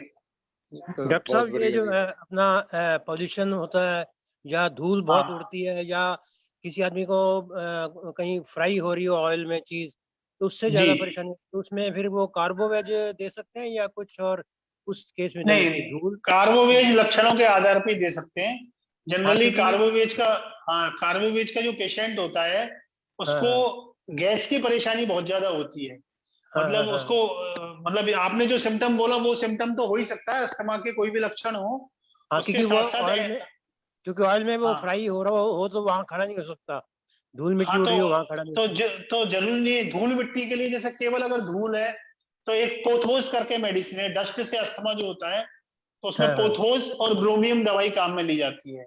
ब्रोमियम, ठीक। हाँ, ऐसे स्ट्रॉन्ग स्मेल से, परफ्यूम से, इन चीजों से है तो उसमें भी ब्रोमियम है जैसे। और भी लक्षणों के आधार, हाँ, और लक्षणों के आधार पर अलग अलग भी हो सकती है। संपूर्ण लक्षण जब अपन लेंगे ना तो हो सकता है कोई विशेष लक्षण उनके अंदर हो तो उस लक्षण के आधार पर अलग दवाई हो सकती है। तो उसमें ब्रोमियम 30। दूसरा ये आपने एक तरीके से एलर्जिक बताया आपने, है ना? हाँ जी, एलर्जिक। हाँ जी। तो एलर्जिक में मैंने 2 दवाइयां और चर्चा करी थी, जैसे अरेलिया और यूकेलिप्टस। ठीक। हाँ, यूकेलिप्टस जो आपने नाम सुना होगा ना, हाँ, उसी से उसी को पोटेंटाइज करके यूकेलिप्टस मेडिसिन बनती है। यूकेलिप्टस कितना, 30 या 200? ये मदर टिंचर में डोज यूज की जाती है इसकी। मदर टिंचर आता है, ठीक। हाँ, 5 से 10 बूंद 1/4 कप पानी में दिन में 2-3 बार, ठीक। इस तरीके से। ये थैंक यू। बहुत बहुत धन्यवाद डॉक्टर प्रमोद पाल जी, आपका लाभ आगे भी लेते रहेंगे। श्री यशपाल यशी बहुत बहुत धन्यवाद। 2-4 भजन, उससे पहले हाँ जी आज के मुख्य बोलूंगी अतिथि। आज। हाँ जरूर जी। आज पहले हमारे मुख्य अतिथि हैं पूर्व मंत्री आरिस मसीह विलायक जनकपुरी अजय तेनेजा जी, वो अपना आशीर्वाद शुभकामनाएं दे दें, फिर आप लोगों के 3-4 भजन। आइए अजय जी, स्वागत है। ओम ओम ओम स्वागत है। आज हम 196वें वेबिनार केंद्रीय आर्य युवक परिषद के कार्यक्रम में सभी आर्य बंधुओं का बहुत बहुत स्वागत है। 196वें वेबिनार होने का मतलब है, आप लगाइए कितना काम कर चुके हैं डॉक्टर अनिल आर्य। आज के अध्यक्ष महोदय श्री प्रवीण आर्य जी, अनिल जी, आज के अध्यक्ष महोदय श्री प्रवीण आर्य जी और डॉक्टर प्रमोद पाल जी, जिन्होंने अपना होम्योपैथिक के ऊपर जो है अस्थमा के ऊपर अपना आसान भाषा में और बहुत ही सुंदर, जिससे लोगों को बहुत लाभ हुआ, उपचार भी बताया, ध्यान रखने योग्य बातें भी बताई और समय के अनुसार दिन में रात के 2-2 घंटे के गैप में कौन कौन सी दवा लेनी है उस बारे में पूरा ज्ञान दिया और हम सभी ने बहुत लाभ उठाया। और हमारे डॉक्टर अनिल आर्य केंद्रीय आर्य युवक परिषद राष्ट्रीय अध्यक्ष जो हैं डॉक्टर अनिल आर्य सार्वदेशिक उपसभा के उप प्रधान भी हैं, सार्वदेशिक सभा के उप प्रधान भी हैं और वो भी हर कार्य में खुद तो लगे ही रहते हैं, दूसरे को भी आराम नहीं करने देते, समय समय पर जो है एक दूसरे से कार्य करवाते रहते हैं और करते रहते हैं। वहीं जो है आज के भजनों में हमारे अध्यक्ष महोदय ने बहुत ही सुंदर भजन सुनाया, सबने उसका मधुर स्वर में सुना और उसके बाद रविंद्र गुप्ता गोलानी जी, आशा आर्य जी ने मधुर स्वर में अपना भजन सुनाया, माता सुख वर्षा जी ने भी अपना मधुर भजन सुनाया, उसका भी सभी ने लाभ लिया। समय समय पर जो है हमारे डॉक्टर अनिल आर्य जी ये कार्यक्रम करते रहते हैं।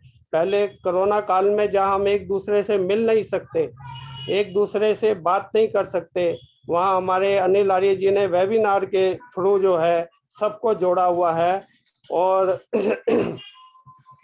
अपना जो है ना खुद बैठते हैं और ना दूसरे को बैठने देते हैं। समय समय पर जो है हमें बहुत काम हमसे लेते रहते हैं, फोन करते रहेंगे, आप वहाँ नहीं आए, आपने उधर ये काम करना था, आपने जो है उनसे मिलना था, और दूसरे का भी ध्यान भी रखते हैं, कैसे हो, समय समय पर फोन करते हैं। सभी को जो है उनका जो प्यार है, और आर्य समाज के एनसाइक्लोपीडिया है, हर एक की शक्ल से ही नाम पहचान लेंगे, कहाँ का भी हो। आज आप देखिए डॉक्टर प्रमोद पाल जी जो जयपुर से जुड़े हुए हैं, उनको हमारे साथ जोड़ा है, दूर दूर से विद्वानों को और सब अपने डॉक्टरों को और सभी को जिनसे भी आर्य बंधु लाभ उठा सकते हैं उनको हम सारे साथ जोड़ते रहते हैं और हम सभी का जो है लाभ उठाते रहते हैं। और डॉक्टर साहब ने बहुत ही अच्छा जो है हमें बताया, डॉक्टर साहब का भी बहुत बहुत धन्यवाद। हमारे अध्यक्ष महोदय जी जिन्होंने अपना भजन सुनाया था उनका भी बहुत बहुत धन्यवाद। और परमात्मा डॉक्टर अनिल आर्य जी को इतनी शक्ति प्रदान करे और जो है इससे भी बढ़कर काम करें, समय समय पर जो है काम हमसे भी लेते रहें और खुद भी करते रहें। और सभी का बहुत बहुत धन्यवाद। ओम शांति। कन्हैया जी कोई भजन सुनाओगे? नहीं बस हो गया, अब आप जो सुना दो कुछ। और माता जी हैं कई, माता जी कई हैं, बहुत भजन सुनाएंगे एक से एक अच्छे, उनका लाभ उठाएंगे हम। धन्यवाद आपका, बहुत बहुत धन्यवाद। चलो बहुत बहुत धन्यवाद अजय जी। हाँ विजय लक्ष्मी जी आप सुना रहे हो, शादरा से स्वागत। सब भाई बहनों को सादर नमस्ते। मैं एक भजन पंजाबी का भजन आपके सामने रखूंगी। इसमें मनुष्य अपने परम लक्ष्य को भूलकर संसारिक लोभ मोह तृष्णा में उलझता चला जाता है, उस पर भी वो परम दयालु परम कृपालु प्रभु अपनी हमारे पर हमेशा दया कृपा बरसाता रहता है। इन्हीं भावों को दर्शाता ये भजन आपके सामने रख रही हूँ, आशा आपको पसंद आएगा। दाता होर दे कई जाने ਤੁਸੀਂ ਦੇਈ ਜਾਂਦੇ ਹੋ ਅਸੀਂ ਲਈ ਜਾਂਦੇ ਆ ਦਾਤਾ ਹੋਰ ਦੇ ਕਈ ਜਾਣੇ ਆ ਤੁਸੀਂ ਦੇਈ ਜਾਂਦੇ ਹੋ ਅਸੀਂ ਲਈ ਜਾਂਦੇ ਆ ਸਾਡੀ ਤ੍ਰਿਸ਼ਨਾ ਦਾ ਅੰਤ ਕਦੇ ਆਇਆ ਹੀ ਨਹੀਂ ਝੂਠੇ ਜਗ ਵਿੱਚ ਸੁਖ ਕਦੇ ਪਾਇਆ ਹੀ ਨਹੀਂ ਸਾਡੀ ਤ੍ਰਿਸ਼ਨਾ ਦਾ ਅੰਤ ਕਦੇ ਆਇਆ ਹੀ ਨਹੀਂ ਝੂਠੇ ਜਗ ਵਿੱਚ ਸੁਖ ਕਦੇ ਪਾਇਆ ਹੀ ਨਹੀਂ ਤੇਰੇ ਚਰਨਾਂ ਚ ਬਹਿ ਕੇ ਸੁਖ ਲਈ ਜਾਣੇ ਆ ਤੁਸੀਂ ਦੇਈ ਜਾਂਦੇ ਹੋ ਅਸੀਂ ਲਈ ਜਾਣੇ ਆ ਤੁਸੀਂ ਦੇਈ ਜਾਂਦੇ ਹੋ ਅਸੀਂ ਲਈ ਜਾਣੇ ਆ ਜੋ ਵੀ ਦਰ ਤੇਰੇ ਆਇਆ ਉਹ ਨਿਹਾਲ ਹੋ ਗਿਆ ਤੇਰੇ ਦਰਸ਼ਨਾਂ ਦੇ ਨਾਲ ਮਾਲੋ ਮਾਲ ਹੋ ਗਿਆ ਜੋ ਵੀ ਦਰ ਤੇਰੇ ਆਇਆ ਉਹ ਨਿਹਾਲ ਹੋ ਗਿਆ ਤੇਰੇ ਦਰਸ਼ਨਾਂ ਦੇ ਨਾਲ ਮਾਲੋ ਮਾਲ ਹੋ ਗਿਆ ਦਾਤਾ ਸੁਣੀ ਜਾਂਦੇ ਹੋ ਅਸੀਂ ਕਈ ਜਾਣੇ ਆ ਤੁਸੀਂ ਦੇਈ ਜਾਂਦੇ ਹੋ ਅਸੀਂ ਲਈ ਜਾਣੇ ਆ ਤੁਸੀਂ ਦੇਈ ਜਾਂਦੇ ਹੋ ਅਸੀਂ ਲਈ ਜਾਣੇ ਆ ਦਾਤਾ ਹੋਰ ਦੇ ਕਈ ਜਾਣੇ ਆ ਤੁਸੀਂ ਦੇਈ ਜਾਂਦੇ ਹੋ ਅਸੀਂ ਲਈ ਜਾਣੇ ਆ ਸਾਡੀ ਆਤਮਾ ਦੀ ਭੁੱਖ ਕਦੇ ਮੁੱਕਣੀ ਨਹੀਂ ਤੇਰੇ ਦਰ ਜਈ ਮੌਜ ਕਿਤੇ ਲੱਭਣੀ ਨਹੀਂ ਸਾਡੀ ਆਤਮਾ ਦੀ ਭੁੱਖ ਕਦੇ ਮੁੱਕਣੀ ਨਹੀਂ ਤੇਰੇ ਦਰ ਜਈ ਮੌਜ ਕਿਤੇ ਲੱਭਣੀ ਨਹੀਂ ਤੇਰੇ ਨੈਣਾ ਦੇ ਪਿਆਲਿਆਂ ਚੋਂ ਪੀਤੀ ਜਾਣੇ ਆ ਤੁਸੀਂ ਦੇਈ ਜਾਂਦੇ ਹੋ ਅਸੀਂ ਲਈ ਜਾਣੇ ਆ ਤੁਸੀਂ ਦੇਈ ਜਾਂਦੇ ਹੋ ਅਸੀਂ ਲਈ ਜਾਣੇ ਆ ਦਾਤਾ ਹੋਰ ਦੇ ਕਈ ਜਾਣੇ ਆ ਤੁਸੀਂ ਦੇਈ ਜਾਂਦੇ ਹੋ ਅਸੀਂ ਲਈ ਜਾਣੇ ਆ ਸਾਰੀ ਦੁਨੀਆ ਨੂੰ ਛੱਡ ਤੇਰੇ ਦਰ ਲੱਗਿਆ ਤੇਰੇ ਦਰ ਆ ਕੇ ਸਾਨੂੰ ਸੱਚਾ ਰਾਹ ਲੱਭਿਆ ਸਾਰੀ ਦੁਨੀਆ ਨੂੰ ਛੱਡ ਤੇਰੇ ਦਰ ਲੱਗਿਆ ਤੇਰੇ ਦਰ ਆ ਕੇ ਸਾਨੂੰ ਸੱਚਾ ਰਾਹ ਲੱਭਿਆ ਤੇਰੇ ਚਰਨਾਂ ਚੋਂ ਖੁਸ਼ੀਆਂ ਵੀ ਲਈ ਜਾਣੇ ਆ ਤੁਸੀਂ ਦੇਈ ਜਾਂਦੇ ਹੋ ਅਸੀਂ ਲਈ ਜਾਣੇ ਆ ਤੁਸੀਂ ਦੇਈ ਜਾਂਦੇ ਹੋ ਅਸੀਂ ਲਈ ਜਾਣੇ ਆ ਦਾਤਾ ਹੋਰ ਦੇ ਕਈ ਜਾਣੇ ਆ ਤੁਸੀਂ ਦੇਈ ਜਾਂਦੇ ਹੋ ਅਸੀਂ ਲਈ ਜਾਣੇ ਆ ਤੁਸੀਂ ਦੇਈ ਜਾਂਦੇ ਹੋ ਅਸੀਂ ਲਈ जाने धन्यवाद जी सर। बहुत बहुत धन्यवाद विजय लक्ष्मी जी, के लिए आपका आपको धन्यवाद। सब भंडारी जी, फिर मृदुल अग्रवाल जी, आइए कुसुम जी, फिर परवीना ठक्कर जी भी हैं, मृदुल अग्रवाल जी भी हैं। नमस्ते जी अनिल जी। नमस्ते जी। शिव कुमार टोटेजा जी, हाँ जी स्वागत। धन्यवाद। आरएसएस सेक्टर 15 का धन्यवाद। कुछ कहेंगे टोटेजा जी?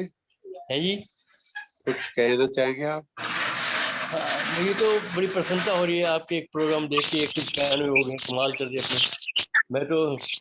मैं क्या कहते हैं, आप सोने देते किसी को, इसका मतलब ये है हर एक को जगाते रहते हैं, हर प्रकार के विद्वानों को बुलाते हो और क्या कहते हैं वेद प्रचार इतना कर आर्य समाज का। धन्य है आपका, बहुत बहुत धन्यवाद आपका जो हमारे आर्य समाज का इतना प्रचार कर रहे हैं। पता नहीं किस टाइम कैसे क्या प्रोग्राम बनाते हैं, ये आप यू नो बेटर। मेरी तरफ से आपको आशीर्वाद है बहुत बहुत। बहुत बहुत धन्यवाद। श्री शिव कुमार टुटेजा जी, पूर्व प्रधान आरएसपा सेक्टर 15 फरीदाबाद। वर्तमान में आप प्रधान हैं आर्य केंद्र सभा नगर निगम क्षेत्र फरीदाबाद के। धन्यवाद। कोसम भंडारी जी आइए। चलो मृदुल अग्रवाल जी आप आ जाओ फिर। हाँ, मैं बोल रही हूँ भाई साहब। स्वागत। सभी को सादर नमस्कार। जब तक जग में शुभ कर्मों का संचित सामान नहीं होगा, तब तक भव पार उतरने का पूरा अरमान नहीं होगा।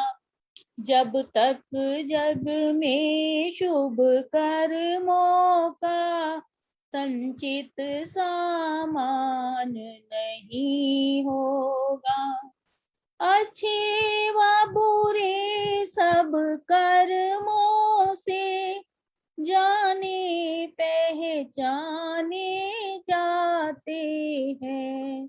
जग में है कौन भला ऐसा जिसका इम्तिहान नहीं होता।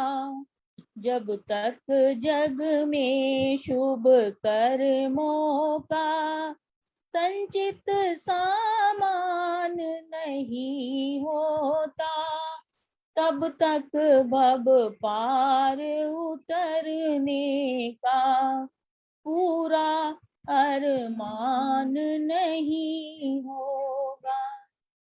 दुनिया में लाख हवन संध्या और पूजा पाठ करे कोई, जीवन आचरण बिना हरगिज कल्याण नहीं होगा। जीवन में शुद्ध आचरण बिना हरगिज कल्याण नहीं होगा। जब तक जग में शुभ कर्मों का संचित सामान नहीं होगा, तब तक भव पार उतरने का पूरा अरमान नहीं होगा। जीवन की सुंदर खेती में जो बोगे सो काटोगे, मिर्ची का बीज अगर बोया बदले में आम नहीं होगा। जब तक जग में शुभ कर्मों का संचित सामान नहीं होगा, तब तक भव पार उतरने का पूरा अरमान नहीं होगा। नमस्ते भाई साहब, बहुत बहुत धन्यवाद धन्यवाद मृदुल अग्रवाल जी। समय देने माता के लिए। प्रवीणा ठक्कर जी आइए। फिर कुसुम भंडारी जी तैयार हैं। जनक अरोड़ा जी भी। नमस्ते जी। स्वागत माता जी।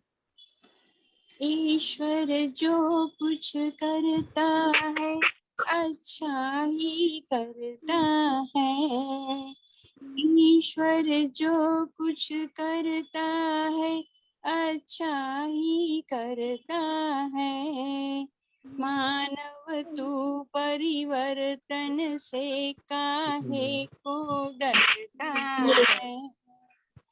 जब से दुनिया बनी है तब से रोज बदलती है। जोश आज यहाँ है कल वो आगे चलती है। देख के अदला बदली तू आहें क्यों भरता है। मानव तू परिवर्तन से काहे को डरता है। दुख सुख आते जाते रहते सबके जीवन में। पतझड़ और बहारें दोनों जैसे गुलशन में। चढ़ता है तूफान कभी कभी और कभी उतरता है। मानव तू परिवर्तन से काहे को डरता है। कितनी लंबी रात हो फिर भी दिन तो आएगा। जल में कमल खिलेगा फिर भी वो मुस्काएगा।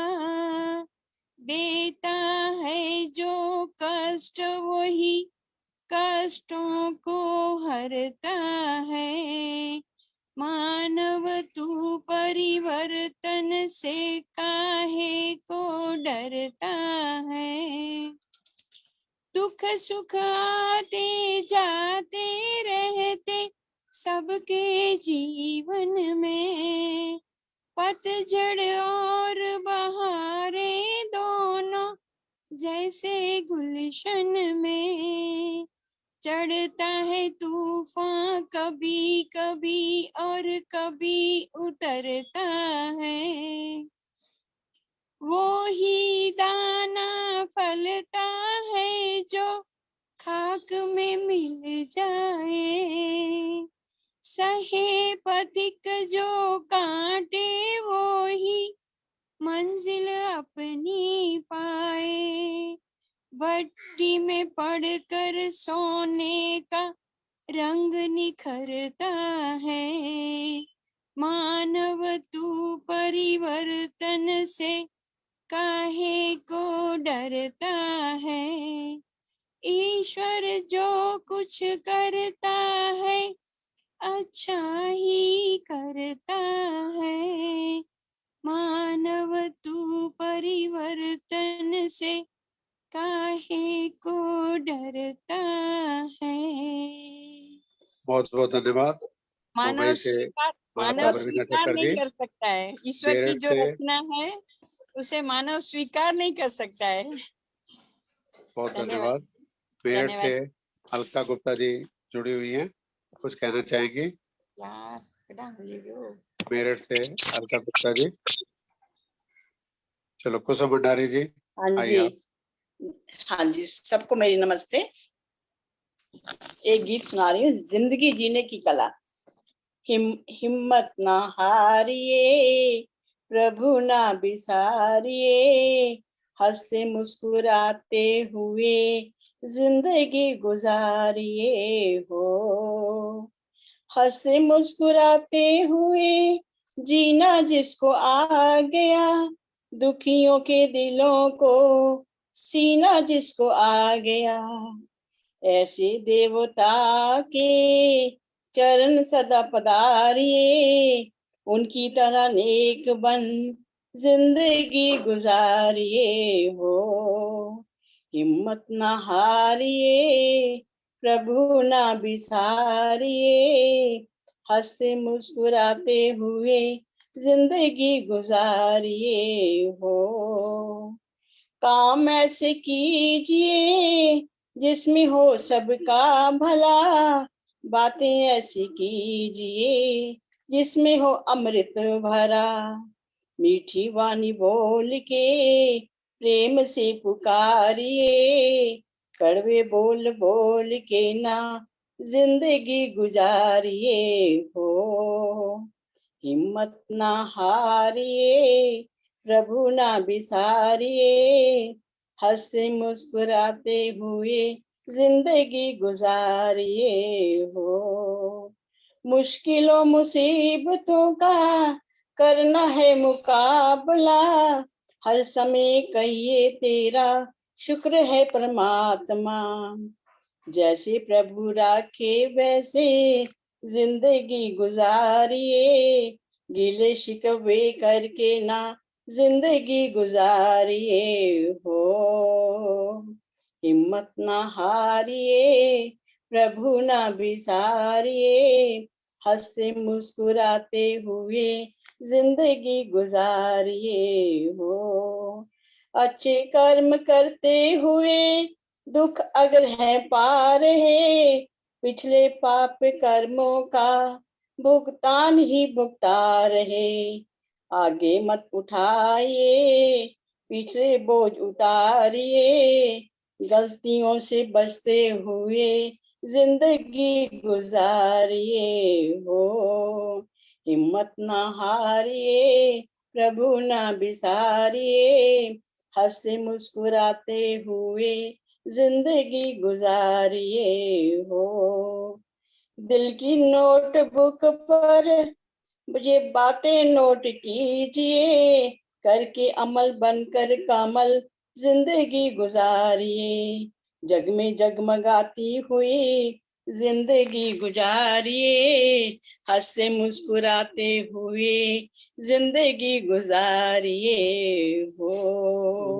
हिम्मत ना हारिए, प्रभु ना बिसारिए, हंसते मुस्कुराते हुए जिंदगी गुजारिए हो।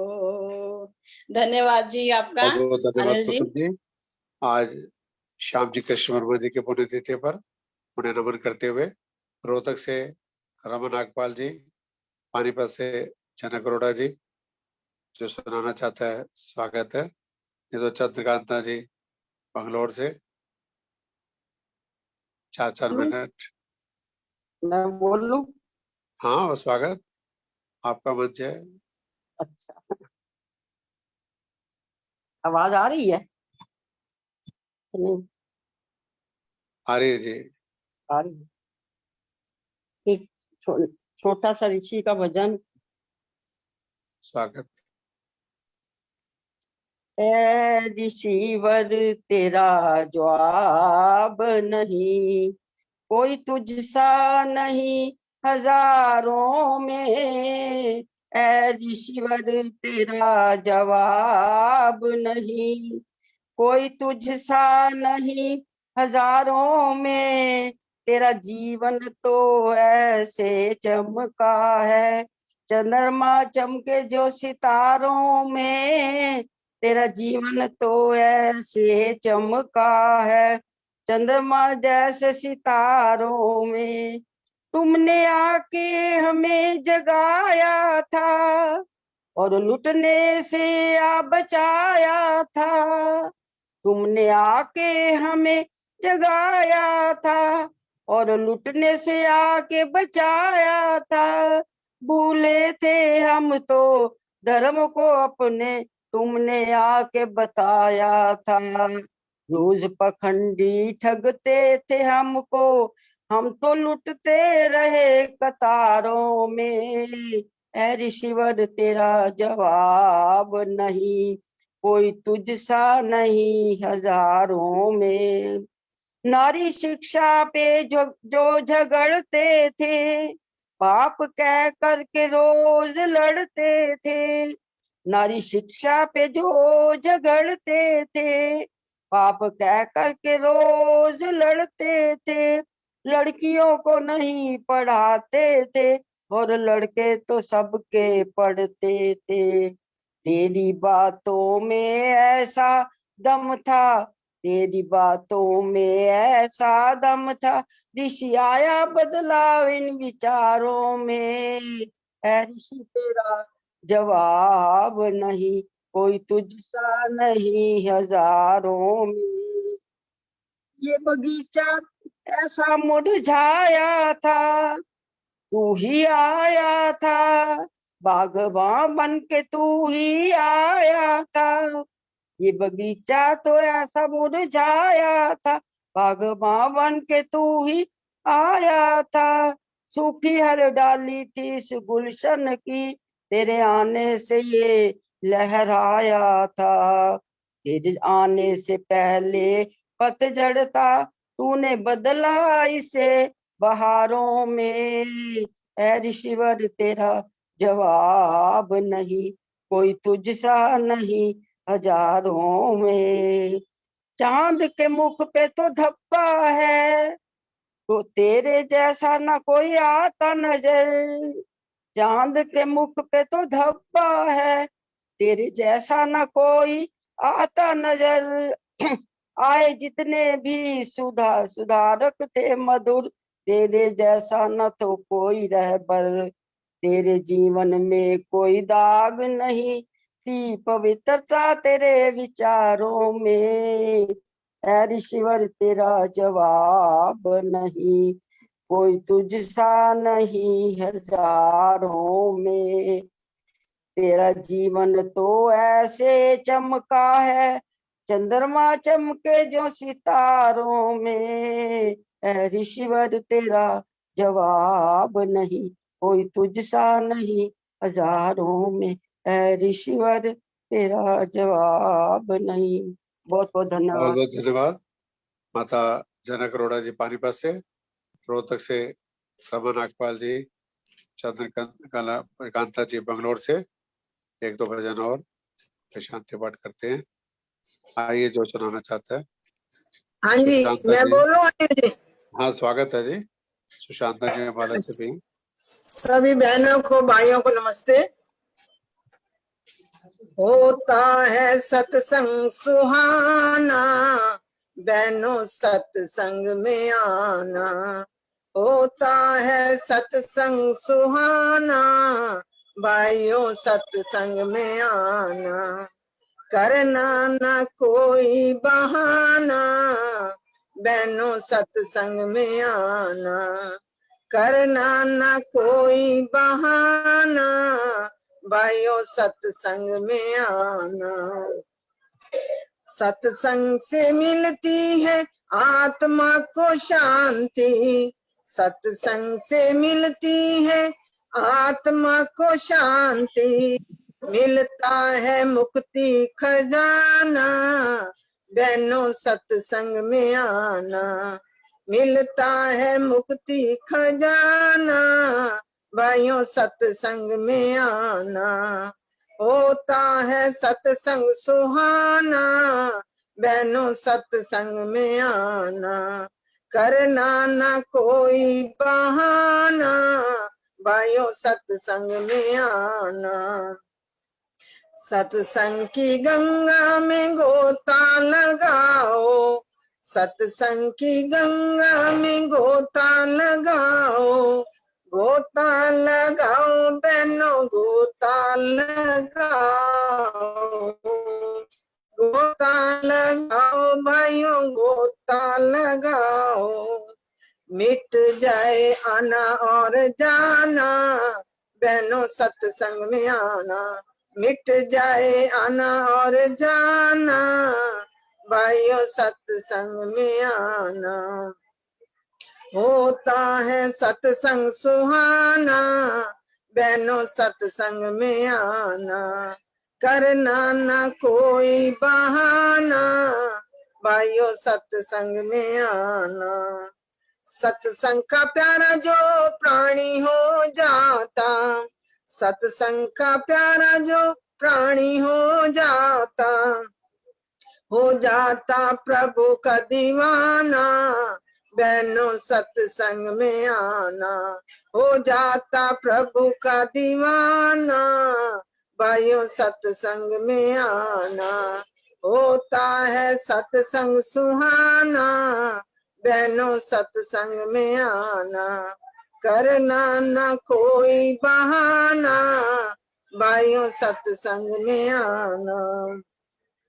सभी संत कहते हैं सत्संग में आओ, सभी संत कहते हैं सत्संग में आओ। सत्संग में आकर जीवन सफल बनाओ, सत्संग में आकर जीवन सफल बनाओ।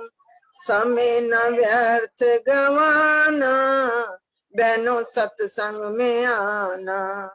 समय न व्यर्थ गवाना, भाइयों सत्संग में आना। होता है सत्संग सुहाना, बहनों सत्संग में आना, करना न कोई बहाना, भाइयों सत्संग में आना। धन्यवाद जी। रोहतक वालों का धन्यवाद माता रमन नागपाल जी का। तो समाप्ति की ओर बढ़ते हैं। विद्योत्मा जी बसंत विहार से जुड़ी हैं, स्वागत है। राजेश महेंद्रता जी लाजपत नगर से, उनका भी स्वागत है।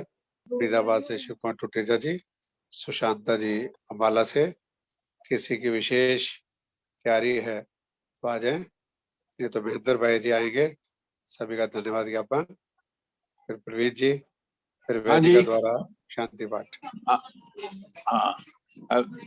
उपस्थित धर्म प्रेमी सज्जनों, मातृशक्ति केंद्रीय आर्य योग परिषद द्वारा 196वें वेबिनार में डॉक्टर प्रमोद पाल जी द्वारा अस्थमा में होम्योपैथी है कारगर पर विस्तृत चर्चा की गई और अनेकों विदुषियों ने सुंदर सुंदर भजन, बहन मृदुला अग्रवाल हो, कुसुम भंडारी जी हो, प्रवीणा ठक्कर जी मुंबई से हो, या जनक अरोड़ा जी पानीपत से हो, आदि अनेकों बहनों ने सुंदर सुंदर भजन सुनाए हैं, जिससे हृदय भाव विभोर हो गया।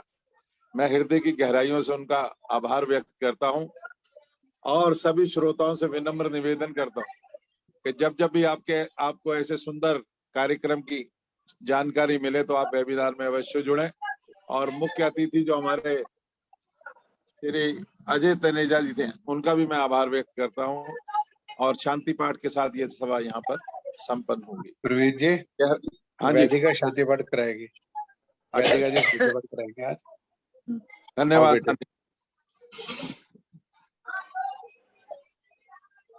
वैदिका जी आइए। सबको सादर नमस्ते। स्वागत।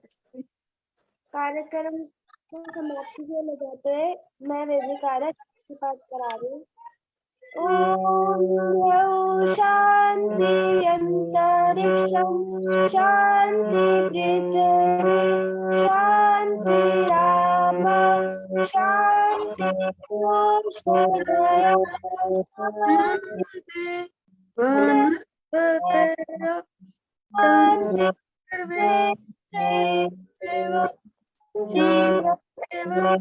शांति सर्वं शांति शांतिरेव शांति सामा शांति ओम शांति शांति।